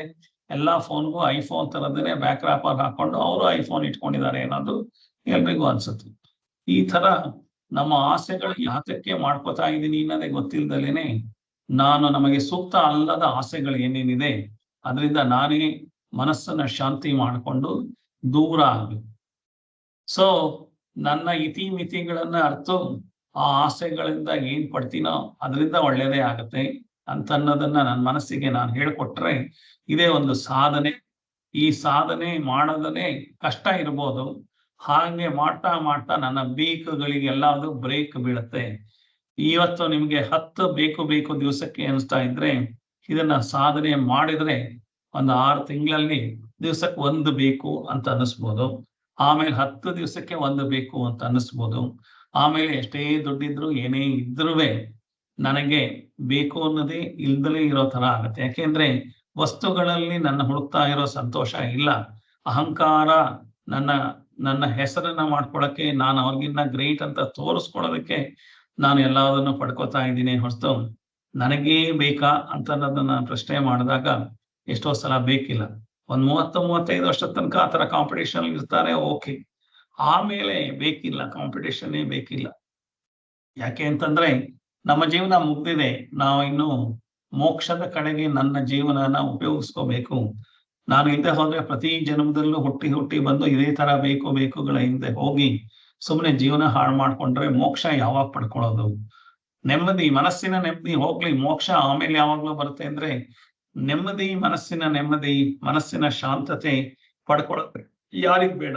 ಈ ಜೀವನದಲ್ಲೇ ಬೇಡವಾ? ಈಗ್ಲೇ ಬೇಡವಾ? ಯಾರಿಗ್ ಬೇಡ ಅನ್ನೋದನ್ನ ಎಲ್ರೂ ಬೇಕು ಅಂತ. ಸೊ ಹಾಗಾದ್ರೆ ಏನ್ ಮಾಡ್ಬೇಕು ಅಂತ ನೋಡಿದ್ರೆ ಈ ಬೇಕು ಜಪಾನ ನಿಲ್ಲಿಸ್ಕೊಳ್ಳೋದಕ್ಕೆ ಏನೆಲ್ಲ ಮಾಡಬೇಕು ಅಂತ ಅವ್ರು ಹೇಳಿದಾಗೆ, ಬೇಕದು ಬೇಕು, ಬೇಕಿದನಿಗನ್ನೊಂದು ಬೇಕೆನ್ನುತ್ತ ಬೊಬ್ಬಿಡುತ್ತ ಲಿಹಘಟವನಿದನು ಏಕೆಂದು ರಚಿಸಿದನೋ. ಈ ಬೇಕು ಜಪ ಯಾರು ರಚಿಸಿದ್ರು? ಯಾರು ರಚಿಸಿಲ್ಲ. ನನ್ನ ಕರ್ಮ, ಹಿಂದೆ ಸಂಸ್ಕಾರಗಳು, ಆ ಸಂಸ್ಕಾರ ಈಗ ನಾನು ಯಾರ್ಯಾರ ಜೊತೆ ಒಡನಾಟ ಮಾಡ್ತಾ ಇದ್ದೀನಿ, ಅದಕ್ಕೋಸ್ಕರ ಸತ್ಸಂಗ ಮಾಡ್ಬೇಕು ಅಂತ. ನಾವು ದುಸ್ಸಂಗ ಮಾಡಿದ್ರೆ ದುಡ್ಡಿರೋರ್ ಜೊತೆನೆ ಹೋಗ್ತಾ ಇದ್ರೆ ನನ್ನ ಹತ್ರ ಎಷ್ಟು ದುಡ್ಡಿದ್ರು ನನ್ನ ಹತ್ರ ಕಡಿಮೆ ದುಡ್ಡಿದೆ, ಅವ್ರ ಹತ್ರನೇ ಜಾಸ್ತಿ ದುಡ್ಡಿದೆ, ನಾನ್ ಸರಿಯಾಗಿಲ್ಲ, ನಾನು ಇನ್ನೂ ಕಷ್ಟಪಡ್ಬೇಕು, ಈ ತರ ನನ್ನ ಮನಸ್ಥಿತಿ ಬರುತ್ತೆ. ಅದೇ ಬಿಟ್ಟು ನಾನು ಸತ್ಸಂಗದ ಕಡೆಗೆ, ರಾಮಕೃಷ್ಣ ಅನ್ನೋ ಕಡೆಗೆ ಏನಾದ್ರು ಬಂದ್ರೆ ನನಗೆ ದುಡ್ಡಿನ ಹಿಂದೆ ಹೋಗೋರು ಅವ್ರು ಹೇಳ್ತಾ ಇರೋ ಮಾತುಗಳು ರುಚಿ ಬರಲ್ಲ. ನನಗೆ ಮನಸ್ಸಿನ ಶಾಂತಿ ಬಗ್ಗೆ ರುಚಿ ಬರುತ್ತೆ, ಮನಸ್ಸಿನ ನೆಮ್ಮದಿ ಬಗ್ಗೆ ರುಚಿ ಬರುತ್ತೆ. ಅವಾಗ ಅದನ್ನು ಹುಡ್ಕೊಂಡು ಹೋಗ್ತೀನಿ. ಏಕೆಂದು ರಚಿಸಿದೇನೋ ಬೊಮ್ಮನಿ ಬೇಕು ಜಪ. ಬೊಮ್ಮ ಅಂದ್ರೆ ಏನು ದೇವರು ರಚನೆ ಮಾಡಿರೋದಲ್ಲ. ಸಾಕೆನಿಪುದೆಂದಿಗೆಲ್ಲ ಮಂಕುತಿನ್ನಮ. ಅಂದ್ರೆ ನನಗೆ ಯಾವತ್ ಸಾಕು ಅನ್ನೋದು ಬರುತ್ತೆ ಅವತ್ತೇ ಶಾಂತಿ, ಅವತ್ತೇ ನೆಮ್ಮದಿ. ಇಲ್ಲದೆ ಹೋದ್ರೆ ಬೇಕು ಅಂದೋನೇ ಬಡವ, ಸಾಕು ಅಂದೋನು ಸಾಹುಕಾರ. ಇದು ನಿತ್ಯ ಸತ್ಯ. ನೀವು ಯಾವುದನ್ನೇ ಬೇಕು ಅಂತಿದ್ದಾಗೆ ಮನಸ್ಸು ತಕ ಅಂತ ಕುಣಿಯಂತೆ. ಬೇಕು ಅನ್ನೋದನ್ನ ಯಾವಾಗ ಬಿಡಕ್ಕೆ ಶುರು ಆಗ್ತೀವಿ ನನ್ನ ಮನಸ್ಸು ಶಾಂತಿಯಾಗಿರುತ್ತೆ. ಬೇಕು ಅಂದೋನೇ ಬಡವ. 10 ಕೋಟಿ ಇದೆ, 100 ಕೋಟಿ ಬೇಕು ಅಂದ್ರೆ ಅವನಿನ್ನೂ ಬಡವ, ಭಿಕ್ಷುಕಂತರ ಹೋಗ್ತಾ ಇದ್ದಾನೆ, 100 ಕೋಟಿ ಹುಡ್ಕೊಂಡು ಹೋಗ್ತಾ ಇದ್ದಾನೆ. 100 ಕೋಟಿ ಆದ್ಮೇಲೆ 1000 ಕೋಟಿ. ಅವನ ಹತ್ರ ಇರೋದನ್ನು ಅವನೇನು ಅನುಭವಿಸ್ತಾ ಇಲ್ಲ, ಸುಮ್ಮನೆ ಓಡ್ ಹೋಗ್ತಾ ಇದ್ದಾನೆ. 100 ಕೋಟಿ 1000 ಕೋಟಿ 1,00,000 ಕೋಟಿ ಅಂತ. ಸೊ ಹಾಗೆ ಹೋಗ್ತಾ ಇರ್ತಾನೆ. ಸೊ ಹಾಗೆ ಮಾಡುವಾಗ ಏಕೆಂದು ರಚಿಸಿದನೋ ಅಂತ ಅನ್ನೋದು ಅವನಿಗೆ ಸಾಕು ಅನ್ನೋದು ಬರಕ್ ಸಾಧ್ಯನೇ ಇಲ್ಲ. ಅವನು ಆ ತರದ ಸತ್ಸಂಗ ಇಲ್ಲ ಅವನಿಗೆ ಸಾಕು ಅನ್ನೋ ಸತ್ಸಂಗ ಇಲ್ಲ. ಬೇಕು ಅನ್ನೋರು ದುಸ್ಸಂಗನೇ ಇದೆ. ದುಸ್ಸಂಗ ಅಂದ್ರೆ ಕೆಟ್ಟತನ ಅಂತಾನೆ ಅಲ್ಲ. ಬೇಕು ಅನ್ನೋರ್ ಜೊತೆ ಇದ್ರೆ ಎಲ್ಲಾವುದು ಬೇಕು ಅಂತ ಅನ್ಸತ್ತೆ. 10 ಸೀರೆ ಇದೆ ಸಾಕಾಗಲ್ಲ, 50 ಸೀರೆ, 100 ಸೀರೆ, 400 ಸೀರೆ, 1000 ಸೀರೆ, 1500 ಚಪ್ಲಿ. ಹೀರೋಯಿನ್ಗಳು ಇಟ್ಕೊಂಡಿದ್ದಾರೆ, ನಾನು ಇಟ್ಕೋಬೇಕು. ಹೀರೋಯಿನ್ಗಳಿಗೆ ಫ್ರೀ ಆಗಿ ಅಡ್ವರ್ಟೈಸ್ಮೆಂಟ್ ಮಾಡೋರು ಕೊಡ್ತಾರೆ. ಇವ್ರೇನ್ ಕೊಂಡ್ಕೊಳ್ಳೋ ಬೇಕಾಗಿಲ್ಲ. ಅವರೇನೆ ಅವ್ರ ಪ್ರಾಡಕ್ಟ್ಸ್ ಎಲ್ಲ ಆಗಕ್ಕೆ ಅವರೇ ಮಾಡಿ ಕೊಟ್ಟಿರ್ತಾರೆ. ಅವ್ರ ಮನೇಲಿ 1000 ಜೊತೆ ಚಪ್ಪಲಿ ಇದೆ, 1000 ಜೊತೆ ಹ್ಯಾಂಡ್ ಬ್ಯಾಗ್ ಇದೆ, ನಾನ್ ತಗೋಬೇಕು ಅಂತೇನಿಲ್ಲ. ನಾವೇನ್ ಸಿನಿಮಾ ತಾರೆಯರಲ್ಲ, ಸಿನಿಮಾ ಹೀರೋಗಳಲ್ಲ. ಅವ್ರ ತರ ಮಾಡೋದಕ್ಕೆ ಹೋಗಿ ಮಿಡ್ಲ್ ಕ್ಲಾಸ್ ಆಗಿರುವಂತ ಜನಗಳು ನಮ್ಮನ್ನೇ ನಾವು ಹಾಳು ಮಾಡ್ಕೊಡ್ತಾ ಇದೀವಿ. ಇದನ್ನ ಸಾಕೆ ನೆಪದೆಂದಿಗೆಲ್ಲೋ ಮಂಕುತಿಮ್ಮ.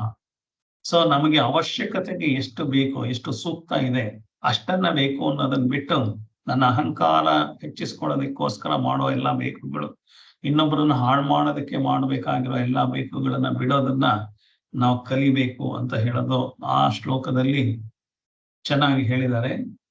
ಹಾಗಾದ್ರೆ ಏನ್ ಮಾಡ್ಬೇಕು ಅಂತ ಅನ್ನೋದಕ್ಕೆ ಈ ಶ್ಲೋಕ 374ನೇ ಶ್ಲೋಕ.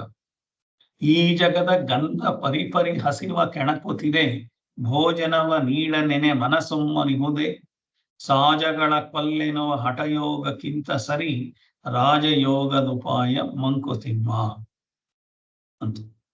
ಸೊ ಏನ್ ಹೇಳ್ತಾ ಇದ್ದಾರೆ ಅಂತಂದ್ರೆ, ಈ ಜಗದ ಗಂಧ ಪರಿಪರಿ ಹಸಿವ ಕೆಣಕುತ್ತಿದೆ, ಭೋಜನವ ನೀಡನೆನೆ ಮನಸ್ಸುಮ್ಮನಿಹುದೆ, ಸಾಜಗಳ ಕೊಲ್ಲೆನುವ ಹಠಯೋಗಕ್ಕಿಂತ ಸರಿ, ರಾಜಯೋಗದ ಉಪಾಯ ಮಂಕುತಿಮ್ಮ. ಹಠಯೋಗ ಅಂತಂದ್ರೆ ಒಂದೇ ಕಾಲಲ್ಲಿ ನಿಂತ್ಕೋತೀನಿ, ಫಾರ್ ಎಕ್ಸಾಂಪಲ್ ಹಠಯೋಗ. ಸೊ ನಾನು ಊಟನೇ ಮಾಡಲ್ಲ 1 ವಾರ 15 ದಿವಸ, ಅದು ಹಠಯೋಗ. ಈ ತರ ಶಿಕ್ಷೆ ಮಾಡ್ಕೊಳ್ಳೋದು, ಇದು ಆತ್ಮಕ್ಕೆ, ನನ್ನ ದೇಹಕ್ಕೆ ಶಿಕ್ಷೆ ಮಾಡಿ ನಾನು ಕಂಟ್ರೋಲ್ ಮಾಡ್ಕೋತೀನಿ, ದೇಹ ನಿಗ್ರಹ ಮಾಡಿ ಅಂತ. ದೇಹ ನಿಗ್ರಹ ಮಾಡೋದಕ್ಕಿಂತ ಮನಸ್ಸನ್ನ ನಿಗ್ರಹ ಮಾಡ್ಕೋಬೇಕು. ಅದೇನಾಗ್ತಾ ಇದೆ, ಈ ಜಗದ ಗಂಧ ಪರಿಪರಿ ಹಸಿವ ಕೆಣಕುತ್ತಿದೆ. ಅಂದ್ರೆ ಪ್ರಪಂಚದಲ್ಲಿ ವಸ್ತುಗಳು ಇರೋದು ತಪ್ಪಲ್ಲ.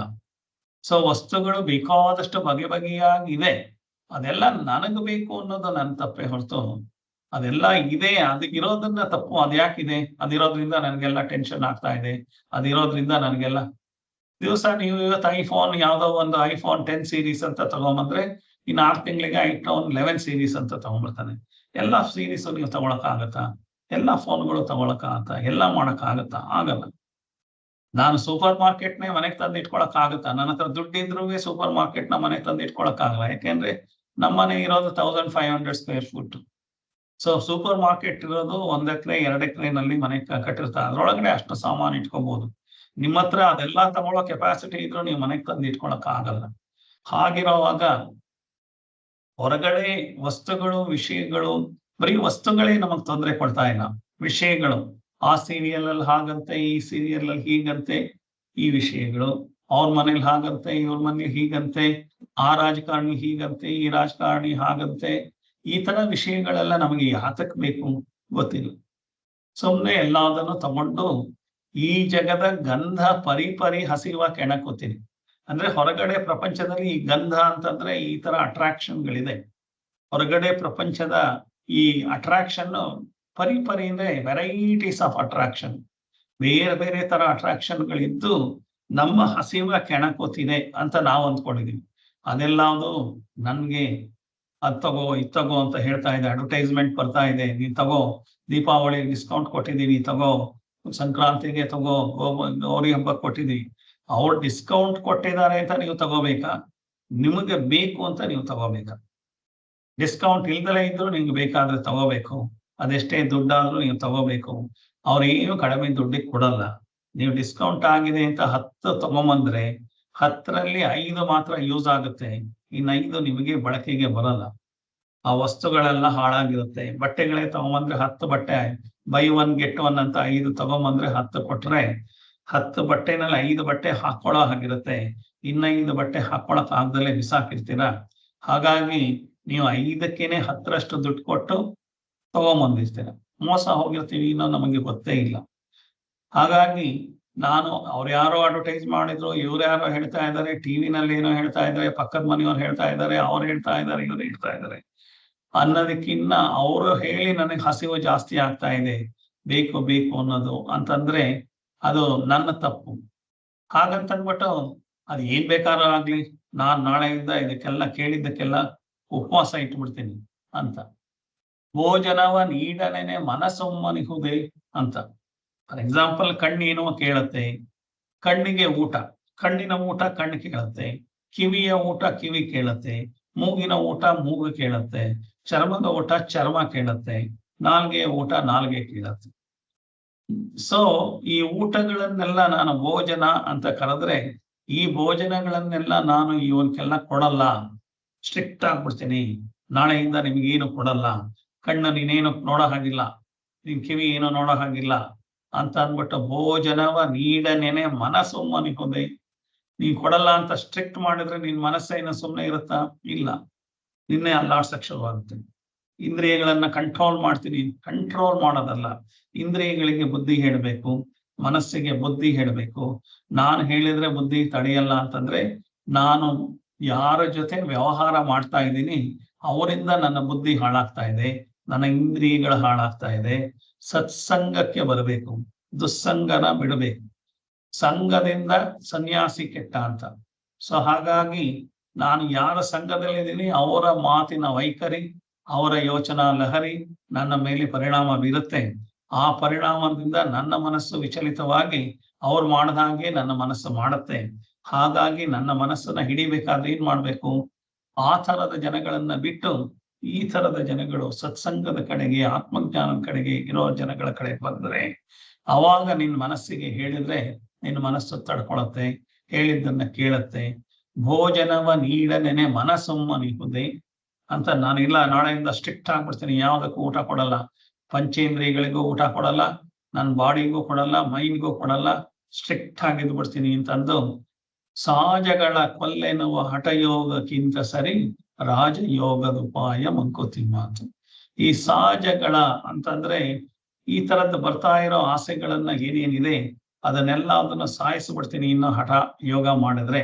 ಹಠ ಯೋಗ ಅಂತಂದ್ರೆ ಆಗ್ಲೇ ಹೇಳಿದೆ, ನಾನು ಒಂದೇ ಕಾಲಲ್ಲಿ ನಿಂತ್ಕೋತೀನಿ, ನಾಳೆಯಿಂದ ಥಂಡಿ ಸ್ನಾನನೇ ಮಾಡ್ತೀನಿ, ನೆಲದ ಮೇಲೆ ಮಲ್ಕೊಂಡ್ಬಿಡ್ತೀನಿ, ಇದರಿಂದ ಎಲ್ಲ ನಾನು ಕಂಟ್ರೋಲ್ ಮಾಡ್ಬಿಡ್ತೀನಿ ಅಂತ ಹೇಳೋ ಹಾಗೆ ನಾನು ಈ ಹಠ ಯೋಗ ಮಾಡ್ಬಿಟ್ಟು ನನ್ನ ಆಸೆನೆಲ್ಲ ನಿಗ್ರಹಿಸ್ಕೊಂಡ್ಬಿಡ್ತೀನಿ, ನಾನೇನು ಎಲ್ಲದಕ್ಕೂ ಹೊಡೆದು ಬಡ್ದು ಬುದ್ಧಿ ಹೇಳ್ತೀನಿ ಅಂತಂದ್ರೆ ನನ್ನ ಇಂದ್ರಿಯಗಳು ಹೊಡೆದು ಬಡ್ದು ಬುದ್ಧಿ ಹೇಳಿದ್ರೆ ಮಕ್ಳಿಗೆ ಏನಾದ್ರು ಹೊಡೆದು ಬಡ್ದು ಬುದ್ಧಿ ಹೇಳಕ್ಕಾಗತ್ತಾ?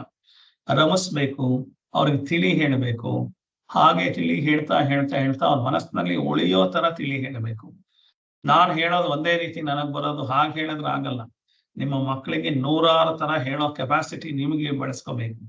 ನೀವು ಜಾಸ್ತಿ ಬುದ್ಧಿವಂತರ ಆಗ್ಬೇಕು. ಮಕ್ಕಳಿಗೆ ಒಂಥರ ಹೇಳಿದ್ರೆ ಆಗ್ಲಿಲ್ಲ ಅಂದ್ರೆ ಇನ್ನೊಂಥರ ಹೇಳಬೇಕು. ಇನ್ನೊಂಥರ ಹೇಳಕ್ ಆಗ್ಲಿಲ್ಲ ಅಂದ್ರೆ ಬೇಜಾರಾಯ್ತು, ನನ್ಗೆ ಎಷ್ಟರ ಹೇಳೋದು ಅಂತಂದ್ರೆ ಹಾಗಾಗಲ್ಲ. ನೀವು ದೊಡ್ಡವರಾದ್ಮೇಲೆ ನೀವೇ ಹೇಳಬೇಕು. ಸೊ ನೀವು ಹೇಳಿ ಸಂಸ್ಕಾರ ಕೊಡ್ಬೇಕೇ ಹೊರತು ನೀವು ಸಂಸ್ಕಾರ ಕೊಡದಲ್ಲ ಅವ್ರು ಏನ್ ಮಕ್ಳಿಗೆ ಹೇಳ್ತಾರ, ನನ್ನ ಹತ್ರ ಏನ್ ಕಡಿಮೆನಾ, ನಾನೇನ್ ಬಡವನ, ಇಬ್ರು ಗಂಡ ಹೆಂಡತಿ ದುಡಿತಾ ಇದೆ, ಕೇಳಿದ ತಕ್ಷಣ ಕೊಟ್ಬಿಡೋಣ ಅಂತಂದ್ರೆ ಇನ್ಸ್ಟೆಂಟ್ ಗ್ರಾಟಿಫಿಕೇಶನ್ ಅಂತ ಅದಕ್ಕೆ ಹೇಳ್ತಾರೆ.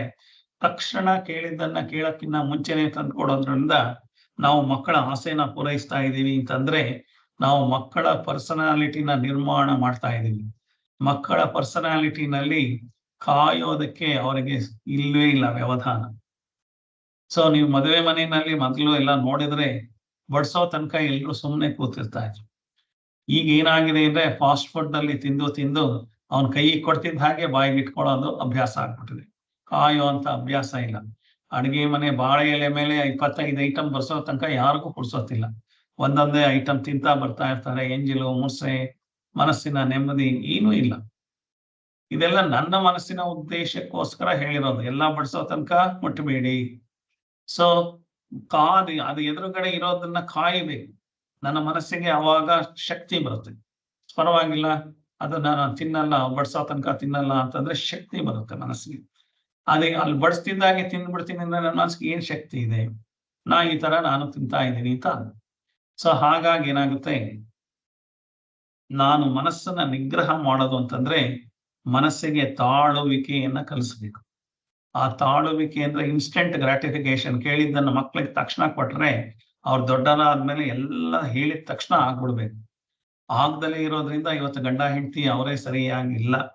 ಅವ್ರವರಲ್ಲೇ ವೈಮನಸ್ಯ, ಮಕ್ಕಳೇ ಬೇಡ ಅನ್ನೋದು, ಈ ಗಂಡ ಬೇಡ ಆ ಹೆಂಡತಿ ಬೇಕು ಅನ್ನೋದು, ಇದೆಲ್ಲ ನಾವು ಕೊಟ್ಟಿರುವಂತ ಸಂಸ್ಕಾರಗಳಲ್ಲಿ ನಾವೇ ಮಕ್ಕಳನ್ನ ನಿರ್ಮಾಣ ಮಾಡಿರೋದು.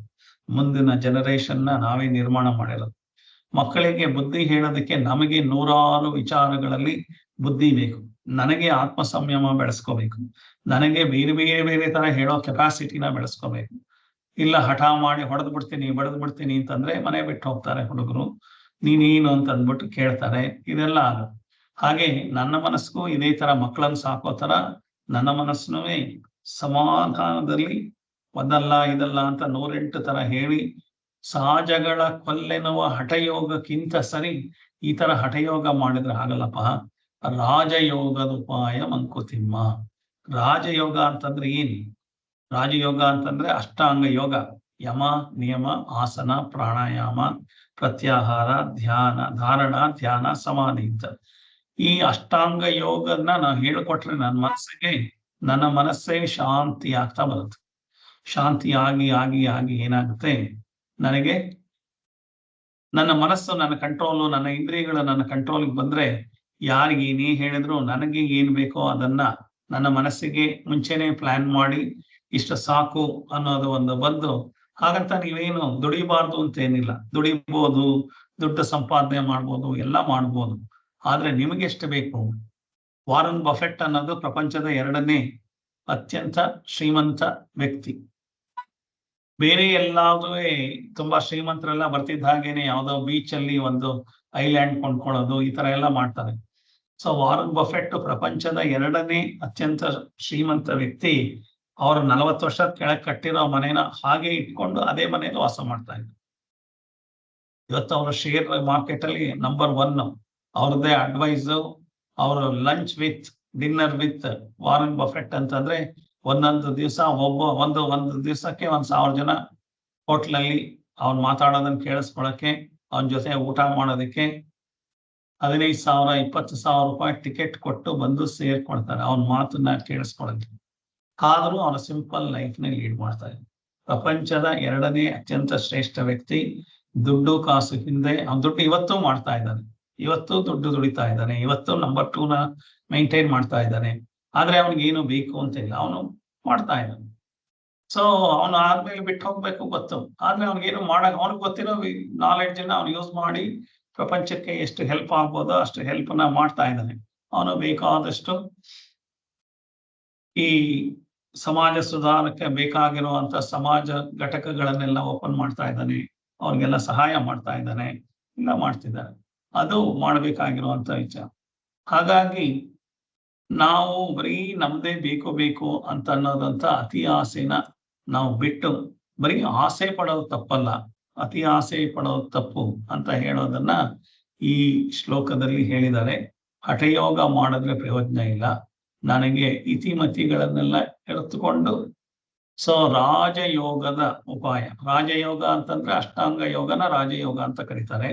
ಆ ರಾಜಯೋಗನ ನಾವು ಕಲ್ತ್ಕೊಳ್ಳೋದು ಅಂತಂದ್ರೆ ಮನಸ್ಸನ್ನ ನಾನು ಇಂದ್ರಿಯ ನಿಗ್ರಹ ಮನೋ ನಿಗ್ರಹ ಮಾಡೋದನ್ನ ಹೇಗೆ ಅಂತ ಹೇಳ್ಕೊಡೋದೇನೆ ರಾಜಯೋಗ. ಅದನ್ನ ನಾವು ಕಲಿಬೇಕು. ಸೊ ಇನ್ನು ಮುಂದೆ ಹೋಗಿ ಏನ್ ಹೇಳ್ತಾರೆ, ಇದು 397ನೇ ಶ್ಲೋಕ. ಅದೆಲ್ಲೋ ಇದೆ, ಇದೆಲ್ಲೋ ಇದೆ ಶ್ಲೋಕ, ಬಟ್ ಇವೆಲ್ಲವುದು ಒಂದಕ್ಕೊಂದು ಒಂದೇ ವಿಚಾರಕ್ಕೆ ಸಂಬಂಧಪಟ್ಟಿರೋದು. ದೇಹವೆಂಬುದು ಕುದುರೆ, ಆತ್ಮನದರ ಆರೋಹಿ, ವಾಹನವನ ಉಪವಾಸ ವಿರಿಸೆ ನಡೆದೀತೆ, ರೋಹಿ ಜಾಗ್ರತೆ ತಪ್ಪೆ, ಯಾತ್ರೆ ಸುಖ ಸಾಗೀತೆ, ಸ್ನೇಹವೆರಡಕ ಮುಚಿತ ಮಂಕುತಿಮ್ಮ ಅಂತ ಎಷ್ಟು ಚೆನ್ನಾಗಿ ಹೇಳಿದ್ದಾರೆ ಅಂದ್ರೆ, ಈ ರಾಜಯೋಗದ ಉಪಾಯ ಯಾಕೆ ಮಾಡ್ಬೇಕು ಅಂತಂದ್ರೆ, ದೇಹವೆಂಬುದು ಕುದುರೆ, ಆತ್ಮನದರ ಆರೋಹಿ, ವಾಹನವನ ಉಪವಾಸ ವಿರಿಸೆ ನಡೆದೀತೆ, ರೋಹಿ ಜಾಗ್ರತೆ ತಪ್ಪಿ, ಯಾತ್ರೆ ಸುಖ ಸಾಗೀತೆ, ಸ್ನೇಹವೆರಡಕ ಮುಚಿತ ಮಂಕುತಿಮ್ಮ ಅಂತ. ಏನಂತಂದ್ರೆ ನಮ್ದು ಬಾಡಿ ಮೈಂಡ್ ಕಾಂಪ್ಲೆಕ್ಸ್ ಅಂತ ಏನಿದೆ, ಈ ಬಾಡಿ ಮೈಂಡ್ ಅಷ್ಟೇ ನಮಗ್ ಕಾಣಿಸ್ತಾ ಇದೆ. ಈ ಬಾಡಿ ಮೈಂಡ್, ಈ ಕುದುರೆ ಗಾಡಿ ಅಂತಂದ್ರೆ ದೇಹ ಎಂಬುದು ಕುದುರೆ ಆದ್ರೆ ಆತ್ಮ ಅನ್ನೋದು ಅದರ ಮೇಲೆ, ಕುದುರೆ ಮೇಲೆ ನಡೆಸ್ತಾ ಇರೋ ಸವಾರ. ನಾವು ಕುದುರೆನೇ ನಾವು ಅಂದ್ಕೊಂಡ್ಬಿಟ್ಟಿದ್ವಿ, ಅದೇ ತಪ್ಪು. ನಾವು ಬಾಡಿ ಮೈಂಡ್ ಅನ್ನೇ ನಾವು ಅಂದ್ಕೊಂಡ್ಬಿಟ್ಟಿದ್ವಿ. ಬಾಡಿ ಮೈಂಡ್ ಇಂಟೆಲೆಕ್ಟ್ ಈ ಕಾಂಪ್ಲೆಕ್ಸ್ನೇ ನಾವು ಅಂದ್ಕೊಂಡ್ಬಿಟ್ಟಿರೋದ್ರಿಂದ ಇದೆಲ್ಲದಕ್ಕೂ ಅದು ಬೇಕು ಇದು ಬೇಕು ಅದು ಅಂತ ಒದ್ದಾಡ್ತಾ ಇದೀವಿ. ಸುಮ್ಮನೆ ಕುದುರೆ ತರ ಹುಲ್ಲು ತಿನ್ಕೊಂಡು ಅದು ಇದು ತಿನ್ಕೊಂಡು ಒದ್ದಾಡ್ಕೊಂಡು ಈ ಗಾಡಿ ಎಳ್ಕೊಂಡು ಓಡಾಡ್ತಾ ಇದ್ವಿ. ಕಷ್ಟಪಟ್ಟು ಜೀವನದ ಗಾಡಿನ ಎಳ್ಕೊಂಡು ಹೋಗ್ತಾ ಇದ್ವಿ. ಆದ್ರೆ ನಾನು ಆತ್ಮ ಅನ್ನೋದನ್ನ ಕಂಡಿಡ್ಕೋಬೇಕಲ್ಲ, ಆತ್ಮಜ್ಞಾನ ಬರ್ಬೇಕು. ಆತ್ಮನೇ ದೇಹಕ್ಕೆ ಆರೋಹಿ ಅಂತಂದ್ರೆ ಸವಾರ. ದೇಹವೆಂಬುದು ಕುದುರೆ, ಆತ್ಮನ ಅದರ ಆರೋಹಿ ಅಂತಂದ್ರೆ ಆತ್ಮ ಅನ್ನೋದು ಈ ದೇಹದ ಆರೋಹಿ ಅಂದ್ರೆ ಸವಾರ. ಅಂತ ಇರುವಾಗ ವಾಹನವನ ಉಪವಾಸವಿರಿಸಿ ನಡೆದೀತೆ ಅಂತಂದ್ರೆ, ಈ ಕುದುರೆನ ಉಪವಾಸ ಇಟ್ಟುಬಿಟ್ರೆ ನಾಳೆ ನಾನೆಲ್ಲೆಲ್ಲೋ ಹೋಗ್ಬೇಕು ಅಂತಂದ್ರೆ ಕುದುರೆ ಎಳ್ಕೊಂಬರಕ್ ಸಾಧ್ಯನಾ? ಕುದುರೆ ಈಗ ಉಪವಾಸ ಎಲ್ಲ ಇಟ್ಟುಬಿಟ್ಟು ಹೊಡೆದು ಬಡದು ಎಲ್ಲ ಮಾಡಿದ್ರೆ ನಾಳೆ ಗಾಡಿ ಎಳ್ಕೊಂಡು ಹೋಗುತ್ತೆ, ನಿಮ್ಮನ್ನೆಲ್ಲೋ ಕರ್ಕೊಂಡು ಹೋಗುತ್ತೆ ಅಂತ ಹೇಳಕ್ಕಾಗಲ್ಲ. ಹಾಗಾದ್ರೆ ದೇಹ ಅನ್ನೋದನ್ನ ಎಷ್ಟು ಕೊಡಬೇಕು ಆಹಾರ, ಯಾವ ತರದ ಒಳ್ಳೆಯ ಆಹಾರ ಕೊಡಬೇಕು ಕುದುರೆಗೆ, ಅದು ಇಲ್ಲದೆ ಹೋದ್ರೆ ಏನೇನೋ ಹುಚ್ಚುಚ್ಚು ಆಹಾರಗಳೆಲ್ಲ ಕೊಟ್ಬಿಟ್ರೆ ಅದು ನೀವ್ ಈ ಕಡೆ ಹೋಗ್ಬೋದ್ರೆ ಆ ಕಡೆ ಎಳ್ಕೊಂಡು ಹೋಗುತ್ತೆ, ನಮ್ಮೇಲೆ ಎಗರು ಬೀಳುತ್ತೆ ಕುದುರೆ. ಆ ತರ ಆಗ್ಬಾರ್ದಲ್ವಾ? ಹಾಗಾಗಿ ದೇಹವೆಂಬುದು ಕುದುರೆ, ಆತ್ಮನದರ ಆರೋಹಿ, ವಾಹನವನ್ನು ಉಪವಾಸ ವಿಧಿಸಿ ಸಾದೀತೆ ನಡೆದೀತೆ. ಅಂದ್ರೆ ಈ ದೇಹ ಅನ್ನೋದು ಕುದುರೆ ಅಂತಂದ್ರೆ ದೇಹನೇ ವಾಹನ. ಆ ದೇಹ ವಾಹನ, ದೇಹದಿಂದನೇ ನಾವು ಮೋಕ್ಷ ಪಡ್ಕೊಳಕ್ಕಾಗದು. ಆತ್ಮ ಅದರ ಸವಾರ ಇರ್ಬೋದು, ಆತ್ಮ ಸವಾರ ಹೇಳಿದಾಗೆ ದೇಹ ಕೇಳಬೇಕಾದ್ರೆ ಅದಕ್ಕೆ ಉಪವಾಸ ಇಟ್ರೆಲ್ಲ ಆಗಲ್ಲ. ಸೊ ಅವಾಗ ಏನಾಗುತ್ತೆ, ರೋಹಿ ಜಾಗ್ರತೆ ತಪ್ಪೆ ಸುಖ ಸಾಗೀತೆ, ಯಾತ್ರೆ ಸುಖ ಸಾಗೀತೆ ಅಂತಂದ್ರೆ ಕುದುರೆನ ಉಪವಾಸ ಇಟ್ಟುಬಿಟ್ರೆ ಅದಕ್ಕೆ ಏನಾದ್ರೂ ನಾನು ಸರಿಯಾಗಿ ನೋಡ್ಕೊಳ್ದಲೆ ನನ್ನ ಆತ್ಮನೇ ನಾನು ಇದು ಅಂತ ಅಂದ್ಬಿಟ್ಟು ಹೋದ್ರುವೆ ಜಾಗ್ರತೆ ತಪ್ಪೆ ಯಾತ್ರೆ ಸುಖ ಸಾಗೀತೆ ಅಂತಂದ್ರೆ ನಾನು ಮೋಕ್ಷದ ಯಾತ್ರೆ ಮಾಡೋದಕ್ಕೆ ದೇಹನೂ ಬೇಕು, ದೇಹನ ನೆಗ್ಲೆಕ್ಟ್ ಮಾಡ್ಕೊಳ್ಳೋದಲ್ಲ. ಹಾಗಂತ ದೇಹ ಪೋಷಣೆನೇ ಜೀವನ ಅನ್ನೋದು ಅಲ್ಲ. ಬ್ಯೂಟಿ ಪಾರ್ಲರ್ಗೆ ಹೋಗ್ಬೇಕು, ಮಸಾಜೆ ಮಾಡಿಸ್ಕೋಬೇಕು, ಪ್ಲಾಸ್ಟಿಕ್ ಸರ್ಜರಿನೇ ಮಾಡಿಸ್ಕೋಬೇಕು, ಇದೆಲ್ಲ ಅದು ದೇಹದ ವಿಚಾರ ಜಾಸ್ತಿ ಮಾಡೋದಾಯ್ತು. ದೇವರು ಕೊಟ್ಟಿರೋ ದೇಹನ ಒಪ್ಕೊಂಡು ನಾನು ಅದ್ರ ಜೊತೆ ಫ್ರೆಂಡ್ ಆಗಿರೋದನ್ನ ಕಲ್ತ್ಕೊಂಡ್ರೆ ಯಾತ್ರೆ ಸುಖವಾಗಿರುತ್ತೆ. ಹಾಗಾಗಿ ಸ್ನೇಹವೆರಡಕ್ಕೆ ಮುಚಿತ ಮಂಕುತಿಮ್ಮ. ದೇಹಕ್ಕೆ ಮತ್ತೆ ಆತ್ಮಕ್ಕೆ ಎರಡಕ್ಕೂ ಸ್ನೇಹ ಇಂಪಾರ್ಟೆಂಟ್. ಅದನ್ನ ಇದು ಹೀಯಾಡ್ಸೋದು ಇದನ್ನ ಅದು ಹೀಯಾಡ್ಸೋದು ಮಾಡ್ಕೊಂಡಿದ್ರೆ ಆಗಲ್ಲ. ಸೊ ದೇಹ ಆತ್ಮದ ಜೊತೆಗೂ ಸರಿಯಾಗಿರ್ಬೇಕು, ಆತ್ಮ ದೇಹದ ಜೊತೆಗೂ ಸರಿಯಾಗಿರ್ಬೇಕು. ಎರಡನ್ನೂ ಮಾಡ್ಕೊಂಡ್ರೆ ನಾವು ಆರೋಗ್ಯವಂತರಾಗಿ ಸದೃಢವಾಗಿ ಈ ದೇಹ ಇದ್ದು ಆತ್ಮ ಎಲ್ಲಿ ತನ್ನ ಮೂಲ ಸೇರೋದು ಅಂತಂದ್ರೆ ಆತ್ಮದ ಮೂಲ ಪರಮಾತ್ಮನೇ. ಆ ಪರಮಾತ್ಮನಿಂದನೇ ಆತ್ಮದ ಸೃಷ್ಟಿಯಾಗಿರೋದ್ರಿಂದ ನಾನು ಪರಮಾತ್ಮನ ಮೂಲಕ್ಕೆ ಸೇರೋದನ್ನ ಮೋಕ್ಷ ಅಂತ ಹೇಳ್ತಾರೆ. ಈ ತರದ ಪ್ರಯಾಣ ಸುಗಮವಾಗಿ ಸಾಧ್ಯ ಇದೆ ಅಂತ ಹೇಳಿದ್ದಾರೆ. ಅಂದ್ರೆ ಈ ನನ್ನ ಮನಸ್ಸು ಬುದ್ಧಿ ದೇಹಗಳ ಸಹಕಾರ ಸಹವಾಸದಿಂದ ಪ್ರಯಾಣ ಮುಂದುವರಿಸ್ತಾ ಇರಬೇಕು.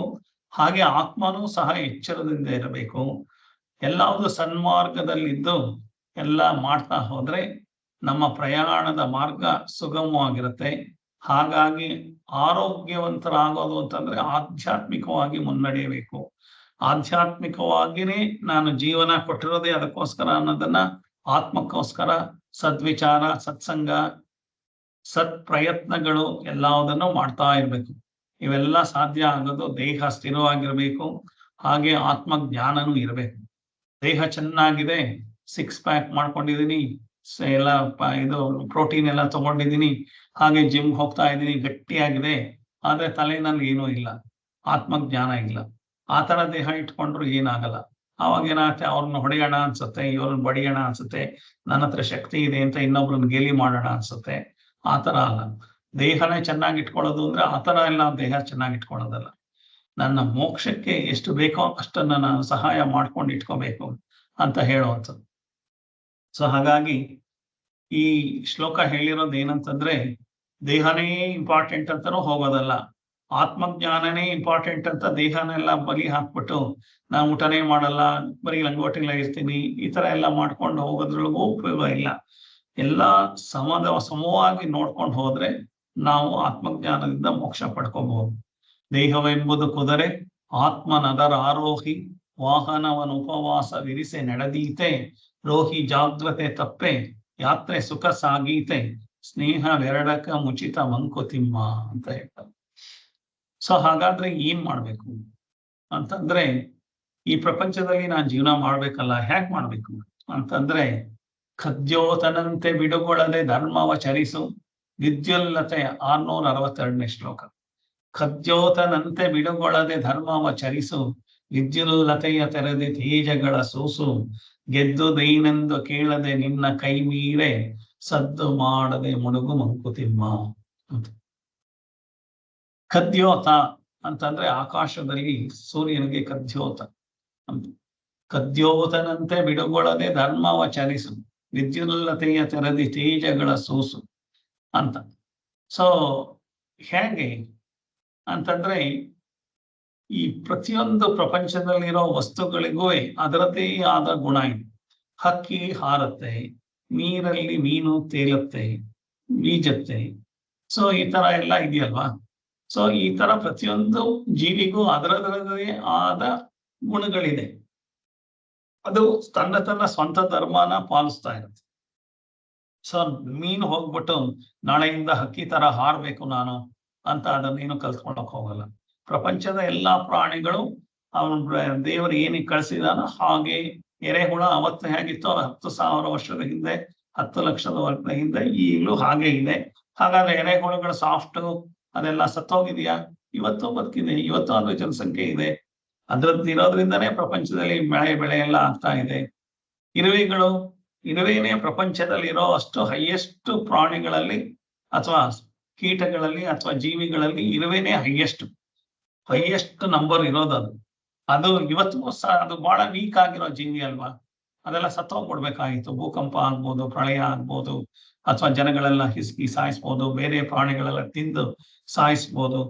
ಆದ್ರೆ ಇವತ್ತು ಪ್ರಪಂಚದಲ್ಲಿ ಇರೋದು ಇರುವೇನೆ.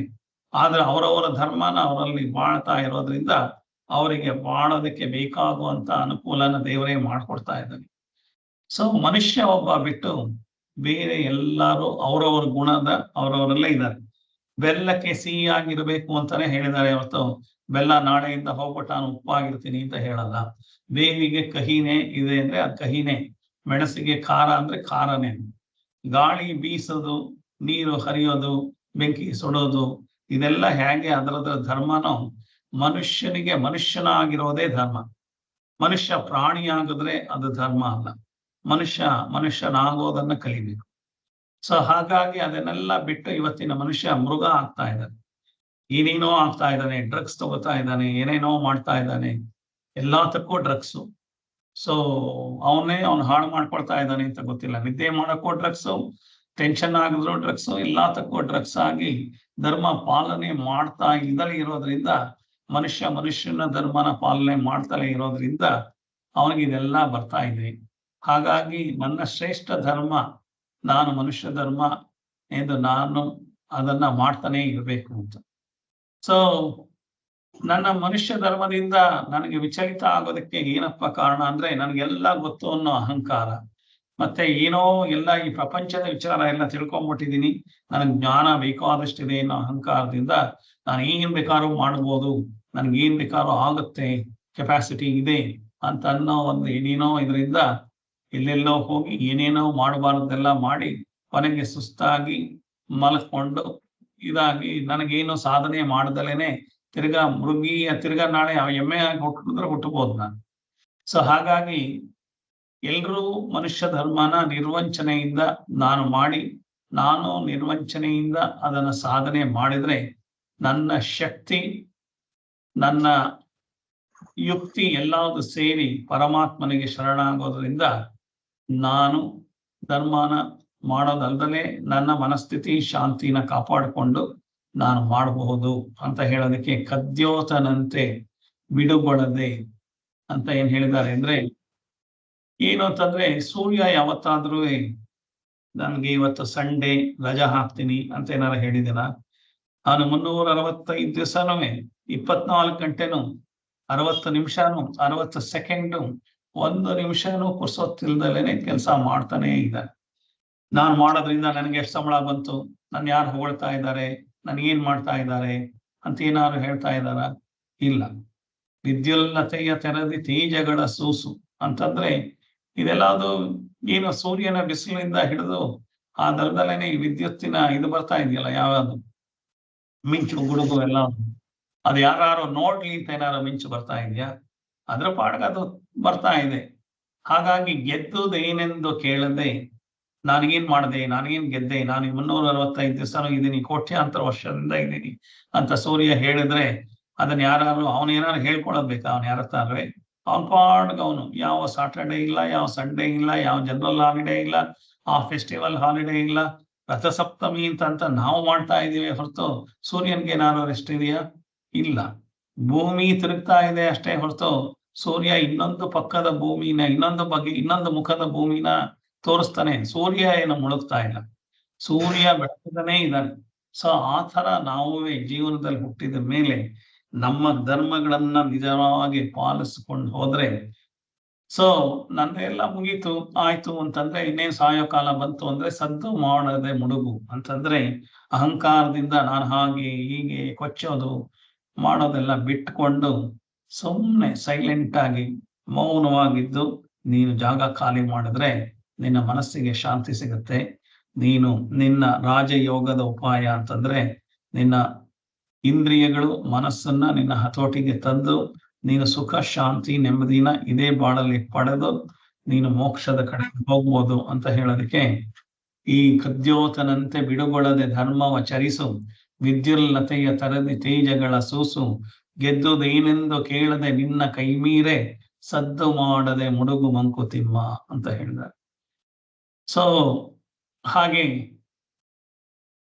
ಹೇಳಿದ್ರೆ ನಾವು ಹಾಗಲ್ಲ, ನಾವಂತೂ ವಿಚಿತ್ರ ಮನುಷ್ಯರು. 644ನೇ ಪದ್ಯ ತುಂಬಾ ಚೆನ್ನಾಗಿದೆ.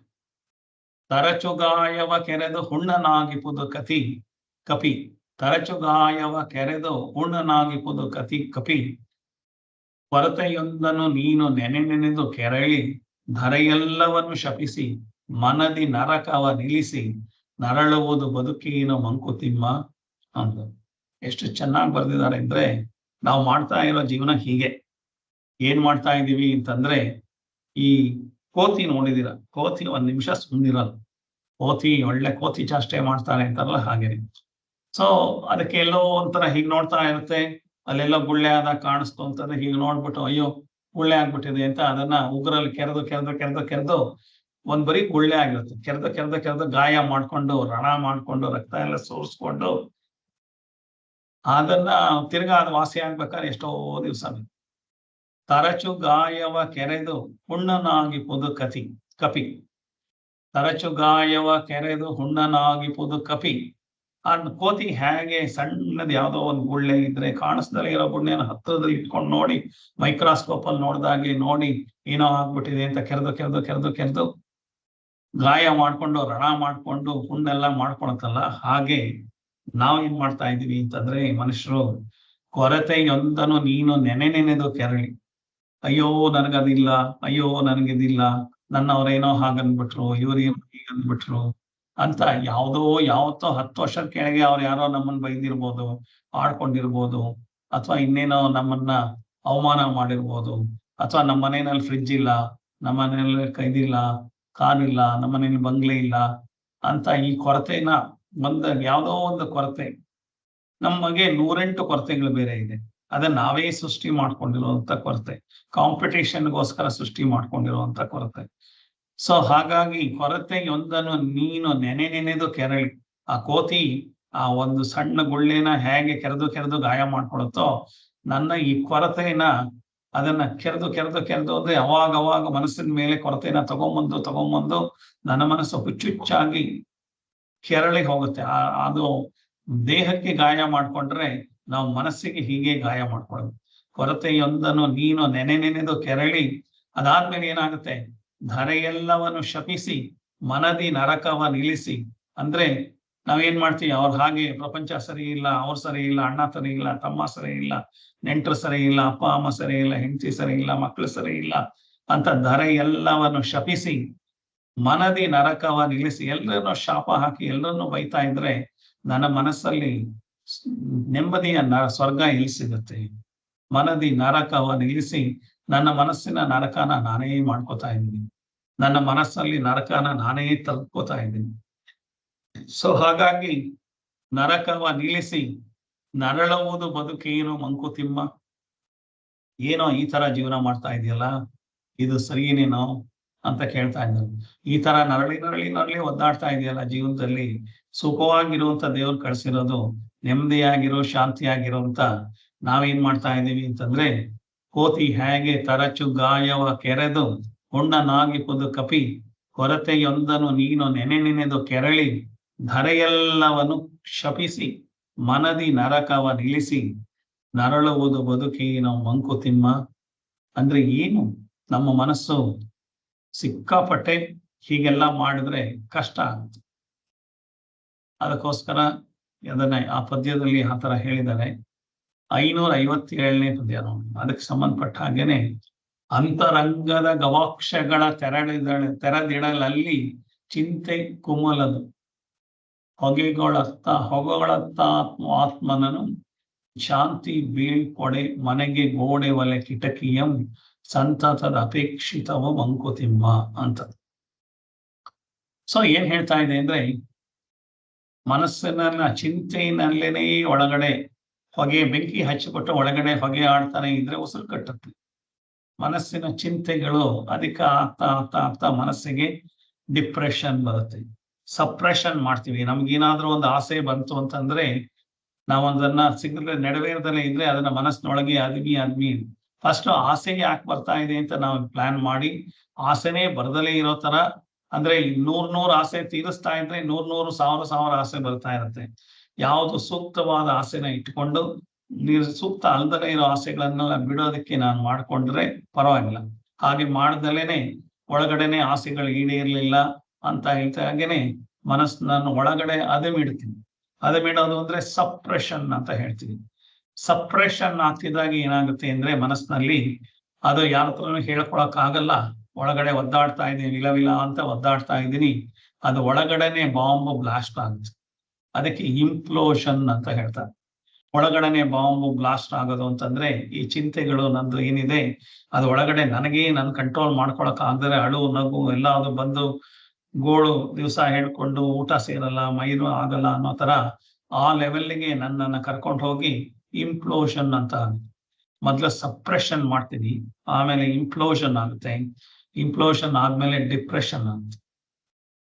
ಸೊ ಡಿಪ್ರೆಷನ್ ಆದ್ಮೇಲೆ ಗೊತ್ತೇ ಇದೆ ಏನಾಗುತ್ತೆ, ಅಷ್ಟೇ, ನನ್ನ ಜೀವನ ಹಾಳಾಗುತ್ತೆ.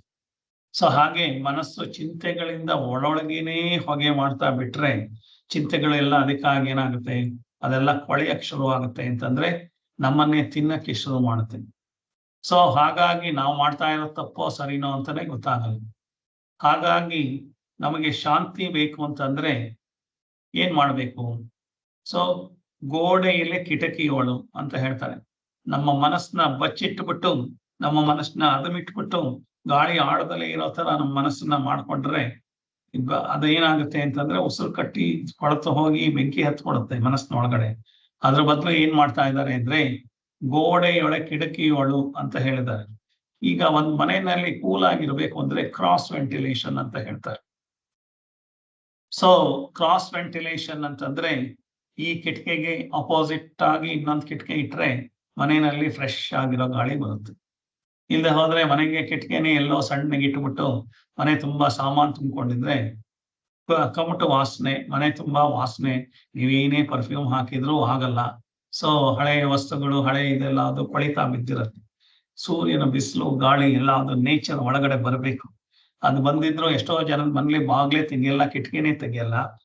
ಸೊ ಹಾಗೆ ಹಾಕೊಂಡಿದ್ರೆ ಏನಾಗುತ್ತೆ, ನಮ್ಮ ಮನಸ್ಸು ಆ ಥರನೇ ಬಂದಿಯಾಗಿ ನಾನು ಯಾವಾಗ್ಲೂ ಪಂಚಭೂತಗಳ ಜೊತೆ ಇರಬೇಕು. ಪಂಚಭೂತಗಳ ಜೊತೆ ಯಾವಾದಷ್ಟು ಜಾಸ್ತಿ ಇರೋದಕ್ಕೆ ಪ್ರಯತ್ನ ಮಾಡ್ಬೇಕು. ನಾವು ಮನೆಯ ಒಳಗಡೆ 4 ಗೋಡೆ ಒಳಗಡೆ ಹೋಗ್ತಾ ನನ್ನ ಮನಸ್ಸು ಅಂತರಂಗದ ಗವಾಕ್ಷಗಳು ಚಿಂತೆ ಕುಮಲದು ಅಂತಂದ್ರೆ ಹೊಗೆಗಳ ಹೊತ್ತ ಆತ್ಮನನು ಇದೆಲ್ಲ ಆಗುತ್ತೆ. ಏನಾಗುತ್ತೆ, ನಮ್ಮ ಅಂತ ಆತ್ಮದಲ್ಲೇ ಹೊಗೆ ಹತ್ಕೊಳಕ್ ಶುರು ಆಗುತ್ತೆ. ಚಿಂತೆ ಎಲ್ಲ ಬೆಳೀತಾ ಹೋಗುತ್ತೆ.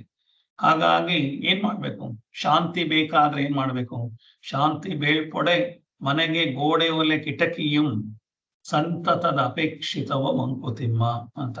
ನಮಗೆ ಶಾಂತಿ ಸಂತೋಷ ಬೇಕಾದ್ರೆ ಮನೆ ಒಳಗೆ ಗೋಡೆಗೆ ಹೇಗೆ ಕಿಟಕಿ ಇಡ್ತೀವಿ, ಈ ಕಿಟಕಿಗೆ ನೇರವಾಗಿ ಇನ್ನೊಂದು ಕಿಟಕಿ ಇಟ್ರೆ ಕ್ರಾಸ್ ವೆಂಟಿಲೇಷನ್ ಅಂತ. ಹಾಗೆ ಸೀದಾ ಗಾಳಿ ಯಾವಾಗ್ಲೂ ನಮ್ಮ ಮನಸ್ಸನ್ನ ಹಾಗೆ ತೆರೆದಿಡಬೇಕಂತೆ. ನಮ್ಮ ಮನಸ್ಸನ್ನ ಒಳಗಡೆ ಅದ್ಮಿ ನಾನೇ ಮನೆ ಒಳಗೇನೆ ಮನಸ್ಸಿನೊಳಗಡೆನೆ ಗಂಡಂಗೆ ಗೊತ್ತಿಲ್ದಲೆ ಹೆಂಡತಿ ಯೋಚನೆ ಮಾಡೋದು, ಹೆಂಡತಿಗೆ ಗೊತ್ತಿಲ್ದಲೆ ಗಂಡ ಯೋಚನೆ ಮಾಡೋದು, ಮಕ್ಕಳುಗಳು ಯೋಚನೆ ಮಾಡೋದು, ಏನೇನೋ ಮನಸ್ಸಿನಲ್ಲಿ ಎಲ್ಲ ಯೋಚನೆ ನನ್ನ ಮಗ ಇನ್ನು LKG ಇಲ್ಲ, ಅವನು ಆಲ್ರೆಡಿ ಅಮೆರಿಕಾದಲ್ಲಿ MS ಮಾಡ್ತಾ ಇದ್ದಾನೆ ಅಂತ ಯೋಚನೆ ಮಾಡಿ ಅವನ SLC ಒಂದು ಟೆಸ್ಟ್ ಅಲ್ಲಿ ಸರಿಯಾಗಿ ಪಾಸ್ ಆಗ್ಲಿಲ್ಲ ಅಂದ್ರೆ ಸಿಟ್ಟು ಕೋಪ ಎಲ್ಲ ಮಾಡ್ಕೊಂಡು ಹೆಂಡತಿ ಮೇಲೆ, ಗಂಡನ ಮೇಲೆ ಹೆಂಡತಿ, ಮಕ್ಳಿಬ್ರು, ಅವರಿಬ್ರು ಮಕ್ಳ ಮೇಲೆ, ಸ್ಕೂಲ್ ಮೇಲೆ, ಟೀಚರ್ ಮೇಲೆ ಎಲ್ಲ ಮಾಡ್ಕೊಂಡು ಎಲ್ಲಾವುದು ಆಗಿದ್ದೆ ನನ್ನ ಆಸೆ ಸೆಟ್ ಮಾಡ್ಕೊಂಡಿದ್ದೀನಿ. ನನ್ನ ಆಸೆ ತರ ಎಲ್ಲಾವುದು ನಡೀಬೇಕು ಅಂತ ಏನಿಲ್ಲ. ನಾವು ಕಷ್ಟಪಟ್ಟು ನಾವು ಮಕ್ಕಳನ್ನೆಲ್ಲ ಸಾಲ ಮಾಡಿ ಸೋಲ ಮಾಡಿದ್ರು ಅವ್ರು ಸರಿಯಾಗಿ ಜೀವನದಲ್ಲಿ ಖುಷಿಯಾಗಿರ್ತಾರೆ ಅನ್ನೋದೇನು ಗ್ಯಾರಂಟಿ ಇಲ್ಲ. ಹಾಗಾಗಿ ನಾವು ನಮ್ಮ ಮನಸ್ಸನ್ನ ಸರಿ ಇಟ್ಕೊಂಡು ಮಕ್ಕಳಿಗೆ ಒಳ್ಳೆ ಸಂಸ್ಕಾರ ಕೊಟ್ರೆ ಅವರ ಕಡಿಮೆ ದುಡ್ಡಲ್ಲೇ ಸಂತೋಷವಾಗಿ ನೆಮ್ಮದಿಯಾಗಿ ಇರಕ್ಕೆ ಸಾಧ್ಯ ಇದೆ ಅಂತ ಹೇಳೋದಂತ ವಿಚಾರ ಇದು. ಹಾಗೆ ಗೋಡೆ ಒಳಗೆ ಅಂದ್ರೆ ನಮ್ಮ ಮನಸ್ಸಿನ ಒಳಗಡೆ ಹೊರ ಪ್ರಪಂಚದ ವಿಚಾರಗಳು ಒಳಗಡೆ ಬರ್ತಾ ಇರುತ್ತೆ. ಸೊ ಹೊರಗಿನ ವಿಚಾರಗಳು ಮತ್ತೆ ಒಳಗಿನ ವಿಚಾರಗಳ ನಡುವೆ ನಾವು ಇದು ಸರಿಯಾದ್ದಲ್ವಾ ಅಂತ ಯೋಚನೆ ಮಾಡ್ಬೇಕು. ಕ್ರಾಸ್ ವೆಂಟಿಲೇಷನ್ ಅಂತ ಹೇಳ್ತೀವಲ್ಲ, ಹಾಗೆ ಹೊರಗಿನ ಪ್ರಪಂಚ ವಿಷಯಗಳು ನಮ್ಮ ಮೇಲೆ ದಾಳಿ ಮಾಡ್ತಾನೆ ಇರುತ್ತೆ. ಒಳಗಡೆ ನನ್ನ ಮನಸ್ಸಿನಲ್ಲಿ ಏನು ನಾನು ಸಂಸ್ಕಾರ ಬೆಳೆಸ್ಕೊಂಡಿದ್ದೀನಿ ಅದರಲ್ಲಿ ಆ ಒಳಗಡೆ ಬರೋ ವಿಚಾರನ ಸೆಕ್ಯೂರಿಟಿ ಗಾರ್ಡ್ ತರ ಇದ್ದು ನಿಂತ್ಕೊಂಡು ಈ ವಿಚಾರಗಳು ನನಗೆ ಬೇಕಿಲ್ಲ ಅಂತ ಆಚೆಗೆ ಕಳಿಸ್ಬೇಕು.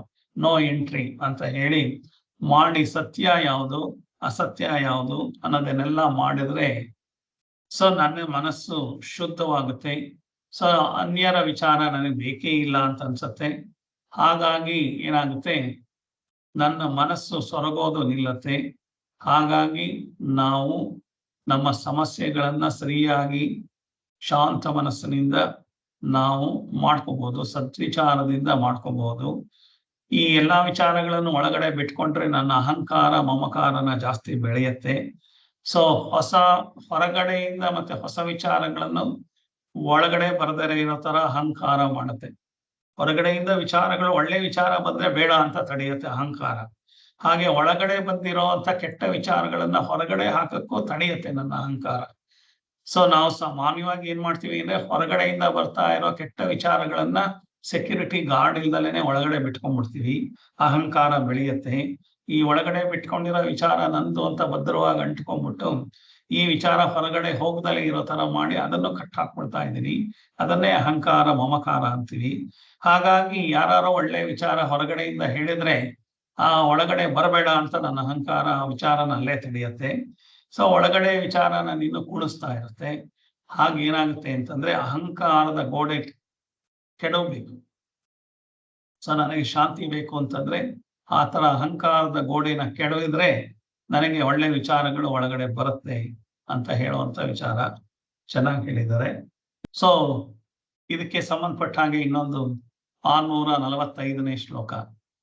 ಚಿಂತೆ ಸಂತಾಪಗಳು ಮನಸ್ಸಿಗೆ ವಿರೇಚಕವೋ, ಸಂತಸೋತ್ಸಾಹಗಳೇ ಪಥ್ಯದುಪಚಾರ, ಇಂತು ಮಂತು ನಡೆಯುತ್ತಿರುವುದಾತ್ಮ ಚಿಕಿತ್ಸೆ, ಎಂತ ದೊಡಂತೆ ಸರಿ ಮಂಕುತಿಮ್ಮ ಅಂತ. ಏನ್ ತರ ಮಾಡ್ಬೇಕು ಹಾಗಾದ್ರೆ ಅಂತ ಅವರೇನೆ ಸಮಾಧಾನನು ಹೇಳಿದ್ದಾರೆ. ಚಿಂತೆ ಸಂತಾಪಗಳು ಮನಸ್ಸಿಗೆ ವಿರೇಚಕವೋ, ಸಂತಸೋತ್ಸಾಹಗಳೇ ಪಥ್ಯದುಪಚಾರ, ಇಂತು ಮಂತು ನಡೆಯುತ್ತಿರುವುದಾತ್ಮ ಚಿಕಿತ್ಸೆ, ಎಂತಾದೊಡಂತೆ ಸರಿ ಮಂಕುತಿಮ್ಮ ಅಂತ. ನಾನು ನನ್ನದು ಅಂತನ್ನೋದನ್ನ ಅಹಂಕಾರ ಮಮಕಾರ ಅಂತ ಸಂಸ್ಕೃತದಲ್ಲಿ ಹೇಳ್ತಾನೆ.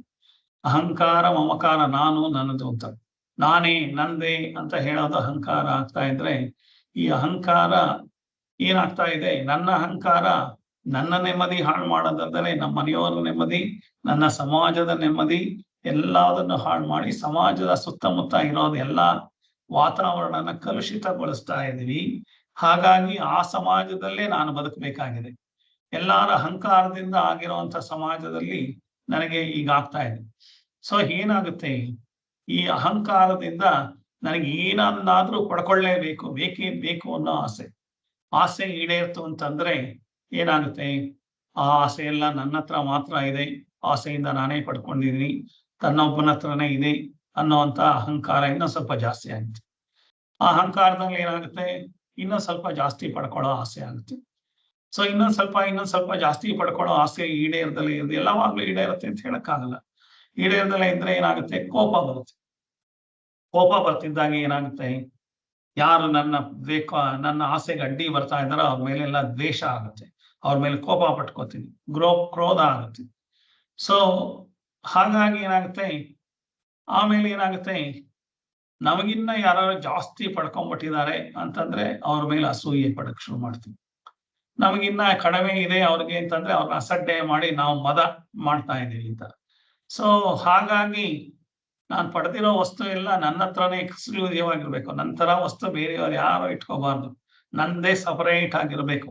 ನನ್ನ ಹತ್ರನೇ ಇರೋದು ಮಾತ್ರ ಗ್ರೇಟ್, ಬೇರೆಯವ್ರ ಹತ್ರ ಇರ್ಲೇಬಾರ್ದು ಆ ತರ ವಸ್ತು ಅಂತ ಹೇಳೋದೇ ಮೋಹ. ಸೊ ಹೀಗೆ ಏನಾಗ್ತಾ ಇದೆ, ಬೇಕು ಅನ್ನೋ ಒಂದು ರಾಗದ್ವೇಷದಿಂದ ಕಾಮ, ಕ್ರೋಧ, ಲೋಭ, ಮೋಹ, ಮದ, ಮಾತ್ಸರ ಇದಿಷ್ಟು ನನ್ನ ಮನಸ್ಸಿನೊಳಗಡೆ ಮನೆ ಮಾಡಿ ನನಗೆ ಅಹಂಕಾರಿಯಾಗಿ ಮಾಡ್ತಾ ಇದೆ. ಇಂಥ ಅನಾಹುತಗಳನ್ನ ನಾನು ಮಾಡ್ಕೊಂಡು ಯಾವತ್ತೋ ಒಂದ್ ದಿವಸ ಮನಸ್ಸಿಗೆ ಗೊತ್ತಾಗಿ, ಅಯ್ಯೋ ಇದು ಸರಿ ಇಲ್ಲ, ನಾನ್ ಬದಲಾಗ್ಬೇಕು ಅನ್ನೋ ಹೊತ್ತಿಗೆ ನಾನು ಸಾಯೋ ಟೈಮ್ ಬಂದೇ ಬಿಟ್ಟಿರುತ್ತೆ. ಹಾಗಾಗಿ ನನಗೆ ದೇಹ ಶಕ್ತಿ ಇರುವಾಗ, ಮನಸ್ಸಿನಲ್ಲಿ ಶಕ್ತಿ ಇರುವಾಗ ನಾನು ಬದಲಾಗ್ಬೇಕು. ನಾನು ಈ ದುಷ್ಕೃತ್ಯಗಳಿಂದ ಮನಸ್ಸಿಗೆ ದುಃಖ ಮಾಡ್ಕೊಳ್ಳೋದನ್ನ ಬಿಡಬೇಕು. ನಾನೇ ಬಿಡಬೇಕು, ಹೊರಗಡೆಯಿಂದ ಬಿಡಿಸಕ್ಕಾಗಲ್ಲ. ಹೊರಗಡೆ ಪ್ರಪಂಚ ಹಾಗಿರ್ಬೇಕು, ಹೀಗಿರ್ಬೇಕು. ನಾನು ನನ್ನ ಮಾಡ್ಕೊಂಡ್ರೆ ನನಗೇನಾಗುತ್ತೆ, ಈ ಪೂಜೆ, ಜಪ, ಧ್ಯಾನ, ಸೇವೆ ಇವೆಲ್ಲ ಏನಿದೆ, ಕರುಣೆ, ಇದೆಲ್ಲದುವೆ ನಮಗೆ ಹೇಳ್ಕೊಟ್ಟಿರುವಂತ ಸದ್ವಿಚಾರಗಳು. ಈ ಸದ್ವಿಚಾರಗಳನ್ನ ಮಾಡೋದ್ರಿಂದ ಮನಸ್ಸಿಗೆ ಸಂತೋಷ ಆಗುತ್ತೆ.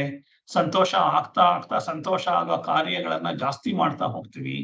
ಹಾಗಾಗಿ ನನ್ನ ಸಂಸ್ಕಾರ ಆಗ್ತಾ ಇರುತ್ತೆ, ನನ್ನ ಆತ್ಮ ಸಂಸ್ಕಾರ ಆಗಿ ನನ್ನ ಆತ್ಮೋದ್ಧಾರ ಆಗುತ್ತೆ. ಹಾಗಾಗಿ ಏನ್ ಹೇಳ್ತಾ ಇದ್ದಾರೆ, ಎಂತಾದರಂತ ಸರಿ ನಡೆಯುತ್ತಿರುವುದು ಆತ್ಮ ಚಿಕಿತ್ಸೆ ಅಂತಂದ್ರೆ, ಈ ತರ ಆತ್ಮ ಸಂಸ್ಕಾರದಿಂದ ಆತ್ಮ ಚಿಕಿತ್ಸೆ ಆಗ್ತಾ ಇದೆ ಅಂತ ಅಂದ್ರೆ ಆತ್ಮದ ಉದ್ಧಾರ ಆಗ್ತಾ ಇದೆ, ಆತ್ಮದ ಆರೋಗ್ಯ ಸುಧಾರಿಸ್ತಾ ಇದೆ ಅಂತ ಹೇಳಿ, ಈ ತರ ಆತ್ಮೋದ್ಧಾರ ಆಗೋ ತರ ನಾನು ಬೆಳಿಬೇಕು, ಅಹಂಕಾರ ಕರಗಬೇಕು, ಸದ್ವಿಚ್ಛೆ ಉಂಟಾಗ್ಬೇಕು. ಹಾಗಾಗಿ ಪ್ರಾಮಾಣಿಕ ಪ್ರಯತ್ನ ಮಾಡ್ಬೇಕು ನಾವು. ಸೊ ಆ ಪ್ರಾಮಾಣಿಕ ಪ್ರಯತ್ನ ನಮ್ಮನ್ನ ಆತ್ಮೋದ್ಧಾರದ ಕಡೆಗೆ ಕರ್ಕೊಂಡು ಹೋಗುತ್ತೆ. ಅದು ಮಾಡೋದಕ್ಕೆ ಕಷ್ಟ ಅಂತ ಮೊದ್ಲು ಅನ್ಸಿದ್ರು ಸ್ವಲ್ಪ ಸತ್ಪ್ರಯತ್ನ ಮಾಡಿದ್ರೆ ಖಂಡಿತ ಎಲ್ರೂ ಮಾಡಬಹುದು, ಎಲ್ರೂ ಆ ದಾರಿಗೆ ಹೋಗ್ಬೋದು ಅಂತ ಹೇಳ್ತಾರೆ. ಸೊ ಅದು ಎಷ್ಟು ಚೆನ್ನಾಗಿ ಹೇಳಿದ್ದಾರೆ ನಮಗೆ ಅಂತಾನೆ ಡೈರೆಕ್ಟ್ ಆಗಿ ಹೇಳಿದ್ದಾರೆ. ಏನ್ ಹೇಳಿದ್ದಾರೆ, ಚಿಂತೆ ಸಂತಾಪಗಳು ಮನಸ್ಸಿಗೆ ವಿರೀಚಕವು. ಈ ಚಿಂತೆ, ಸಂತಾಪ, ಕೋಪ ಇವೆಲ್ಲದು ನನ್ನ ಮನಸ್ಸಿಗೇನೆ ಹಾಳು ಮಾಡುವಂತ ವಿಚಾರಗಳು. ಸಂತಸೋತ್ಸಾಹಗಳೇ ಪಥ್ಯದ ಉಪಚಾರ. ಈ ಚಿಂತೆ ಸಂತಾಪಗಳು ಪಥ್ಯನೇ ಇಲ್ಲ, ಬೇಕಾದಷ್ಟು ಬರ್ತಾ ಇದೆ. ಈ ಸಂತಸೋತ್ಸಾಹಗಳು ಪಥ್ಯದ ಉಪಚಾರ ಅಂತಂದ್ರೆ, ಒಂದು ಕಾಯಿಲೆ ಬಂದ್ರೆ ಕಾಯಿಲೆಗೆ ಬರೀ ಔಷಧಿ ತಗೊಂಡ್ಬಿಟ್ರೆ ಆಗ್ಲಿಲ್ಲ, ಪಥ್ಯನೂ ಮಾಡ್ಬೇಕು, ರೆಸ್ಟು ತಗೋಬೇಕು. ಸೊ ಹಾಗಾದ್ರೆ ಕಾಯಿಲೆ ವಾಸಿ ಆಗುತ್ತೆ. ಹಾಗೆ ಈ ಮನಸ್ಸಿನ ಕಾಯಿಲೆ ವಾಸಿ ಆಗ್ಬೇಕಾದ್ರೆ ಸಂತೋಷ, ಶಾಂತಿ, ನೆಮ್ಮದಿ ಇದೇ ಪಥ್ಯ ಆಗತ್ತೆ. ಇದ್ರ ಜೊತೆ ನಾನು ಇರೋದನ್ನ ಕಲಿಬೇಕಾದ್ರೆ ಮೊದ್ಲು ಅದನ್ನ ನಾನ್ ಮಾಡ್ಕೊಬೇಕು. ಯಾರು ತಂದ್ಕೊಡಕ್ ಆಗಲ್ಲ ನಿಮ್ಗೆ. ಅಂಗಡಿಯಲ್ಲಿ ಸಿಗೋ ಹಾಗಿದ್ರೆ 1 kg ಸಂತೋಷ ಕೊಡು, 1 kg ನೆಮ್ಮದಿ ಕೊಡು, 1 kg ಶಾಂತಿ ಕೊಡು ಅಂತ ತಂದ್ಬಿಡ್ಬೋದಾಗಿತ್ತು. ನಮ್ಮ ಹತ್ರ ಏನ್ ದುಡ್ಡು ಕಡಿಮೆ ಇಲ್ಲ ಅಂತ. ಹಾಗಾಗಕ್ ಸಾಧ್ಯ ಇಲ್ಲ. ಅದನ್ನ ನಾನೇ ಮಾಡ್ಕೋಬೇಕು, ನನ್ನ ಮನಸ್ಸಿಗೆ ನಾನೇ ಹೇಳ್ಕೊಡ್ಬೇಕು ಅಂತ ಹೇಳುವಂಥದ್ದು. ಚಿಂತೆ ಸಂತಾಪಗಳು ಮನಸ್ಸಿಗೆ ವಿರೇಚಕವೋ, ಸಂತಸೋತ್ಸಾಹಗಳೇ ಪಥ್ಯದ ಉಪಚಾರ. ಇಂತು ಮಂತು ನಡೆಯುತ್ತಿರುವುದು ಆತ್ಮ ಚಿಕಿತ್ಸೆ. ಎಂತಾದಂತ ಸರಿ ಮಂತ್ಕುತಿಮ, ಯಾವುದಾದ್ರೂ ಒಳ್ಳೆ ಕೆಲಸ, ಒಳ್ಳೆ ವಿಚಾರಗಳು, ಒಳ್ಳೆ ಸತ್ಸಂಗ, ಒಳ್ಳೆ ಆತ್ಮಜ್ಞಾನ, ಇದನ್ನ ಹೇಗಾದ್ರೂ ಮಾಡ್ಕೊಂಡು ನೀನು ಮಾಡ್ತಾ ಇದ್ರೆ ಅದೇ ನಿನ್ನ ಉದ್ಧಾರಕ್ಕೆ ಕಾರಣ ಆಗುತ್ತೆ. ಮಾಡು ಹಾಗೆ ಅಂತ ಹೇಳುವಂತ ವಿಚಾರನ ಹೇಳಿದ್ದಾರೆ. ಸೊ ಹೇಗೆ ಮನಸ್ಸಿನ ಬಗ್ಗೆನೇ ಎಷ್ಟೊಂದು ವಿಚಾರಗಳನ್ನ ಹೇಳಿ ಹಾಗೆ ಮುಂದೆ ಕರ್ಕೊಂಡು ಹೋಗ್ತಾರೆ ಆತ್ಮಜ್ಞಾನದ ಕಡೆಗೆ. ಇದು ಫುಲ್ಲು ಆತ್ಮಜ್ಞಾನ ವಿಚಾರನ ಮುಂದೆ ಹೇಳ್ತಾರೆ, ಹೇಗೆ ಹೋಗ್ಬೇಕು ಆತ್ಮಜ್ಞಾನದ ಕಡೆಗೆ ಅಂತ. ಫಸ್ಟ್ ಮನಸ್ಸು ಹೇಗೆಲ್ಲ ರಗಳೆ ಮಾಡ್ತಾ ಇದೆ ನಮ್ಮ ಈ ದಿನನಿತ್ಯದ ಜೀವನದಲ್ಲಿ ಅನ್ನೋದನ್ನ ಅಲ್ಲಲ್ಲೇ ಹೇಳ್ತಾ ಇದೆ. ಸೊ ಇದು ಅದಕ್ಕೆ ಸಂಬಂಧಪಟ್ಟಿದ್ದನ್ನು ಹೇಳ್ಬಿಟ್ಟು ಇದೊಂದು ಶ್ಲೋಕನ ಮುಗಿಸ್ತೀನಿ. ಸೊ 376ನೇ ಶ್ಲೋಕ, ಅದು 644ನೇ ಶ್ಲೋಕ, ಇದು 376ನೇ ಶ್ಲೋಕ.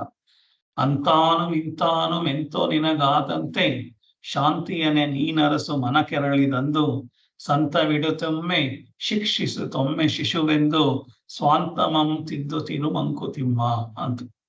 ಸ್ವಾಂತಮಂ ತಿದ್ದುತಿರು ಮಂಕುತಿಮ್ಮ. ಸ್ವಾಂತ ಅಂದ್ರೆ ನನ್ನ ಅಂತರಂಗನ ತಿದ್ದಬೇಕು. ಹೇಗೆ ತಿದ್ದಬೇಕು? ಸ್ವಾಂತಮಂ ತಿದ್ದುತಿರು ಮಂಕುತಿಮ್ಮ. ಅಂತರಂಗ ಸ್ವಾಂತಮಂ ತಿದ್ದುತಿರು, ನನ್ನ ಅಂತರಂಗನ ಹೇಗೆ ತಿದ್ದಬೇಕು ಅಂತಂದ್ರೆ, ಅಂತಾನು ಇಂತಾನು ಮೆಂತೋ ನಿನಗಾದಂತೆ, ನಿನ್ನ ಮನಸ್ಸಿಗೆ ಏನೇನು ಸತ್ಸಂಗದಿಂದ ಬರ್ತಾವ ಅದೆಲ್ಲ ವಿಚಾರ ಇಟ್ಕೊಂಡು ನಿನ್ನ ಗುರಿ ಹೇಗಿರಬೇಕು ಅಂದ್ರೆ, ಶಾಂತಿಯನ್ನೇ ನೀನರಸು ಮನ ಕೆರಳಿದಂದು. ನಿನ್ನ ಮನಸ್ಸಿಗೆ ಉದ್ವಿಗ್ನತೆ ಆಗಿ ನಿನ್ನ ಮನಸ್ಸು ಅಲ್ಲೋಲ ಕಲ್ಲೋಲವಾಗಿದ್ರೆ ನೀನು ಶಾಂತಿ ಬೇಕು ಅಂತ ಹೋಗ್ಬೇಕೇ ಹೊರತು ಆ ಮನಸ್ಸು ಕೇಳ್ತಾ ಇರೋ ಆಸೆಗಳನ್ನ ಪೂರೈಸೋ ಕಡೆ ಹೋದ್ರೆ ನಿನ್ನ ಮನಸ್ಸು ಇನ್ನೂ ಕೆರಳ್ತಾ ಹೋಗುತ್ತೆ, ಇನ್ನೂ ದುಷ್ಟವಾಗ್ತಾ ಹೋಗುತ್ತೆ. ಹಾಗಾಗಿ ಶಾಂತಿಯನ್ನೇ ನೀನರಸು ಮನ ಕೆರಳಿದಂದು, ಸಂತವಿಡುತ್ತೊಮ್ಮೆ ಶಿಕ್ಷಿಸುತ್ತೊಮ್ಮೆ ಶಿಶುವೆಂದು. ಈ ನನ್ನ ಅಂತರಂಗನ ಹೇಗೆ ಮಾಡ್ಬೇಕು ಅಂದ್ರೆ, ಮಕ್ಕಳನ್ನ ನಾವು ಹೇಗೆ ಸಾಂತ್ವನ ಮಾಡ್ತೀವಿ, ಅವಾಗ ಶಿಕ್ಷೆನೂ ಮಾಡ್ತೀವಿ. ಮಗುಗೆ ಯಾವಾಗ್ಲೂ ಶಿಕ್ಷೆನೂ ಮಾಡಕ್ಕಾಗಲ್ಲ, ಮಗುಗೆ ಯಾವಾಗ್ಲೂ ಸಾಂತ್ವನದಲ್ಲೇ ಮಾಡಕ್ಕಾಗಲ್ಲ. ಎರಡನ್ನೂ ಹೇಗೆ ನಾವು ಮಾಡ್ತಾ ಇದೀವಿ, ಹಾಗೆ ನನ್ನ ಅಂತಮಂ ತಿದ್ದುತ್ತಿರು. ಈ ಮಗುನ ಹೇಗೆ ತಿದ್ದುತ್ತಾ ಇದೆಯೋ ಹಾಗೆ ನಿನ್ನ ಅಂತರಂಗನೂ ನೀನು ತಿದ್ದಿ ನೀನು ಶಾಂತಿನ ಪಡ್ಕೋಬೇಕು. ಹಾಗಾಗಿ ಮನಸ್ಸು ನೋಡ್ತಾನೆ ಇರುತ್ತೆ, ನೋಡಿದ್ದನ್ನೆಲ್ಲ ಬಯಸ್ತಾನೆ ಇರುತ್ತೆ, ಬಯಸಿದ್ದನ್ನ ಪಡೆಯಬೇಕು ಅನ್ಸುತ್ತೆ.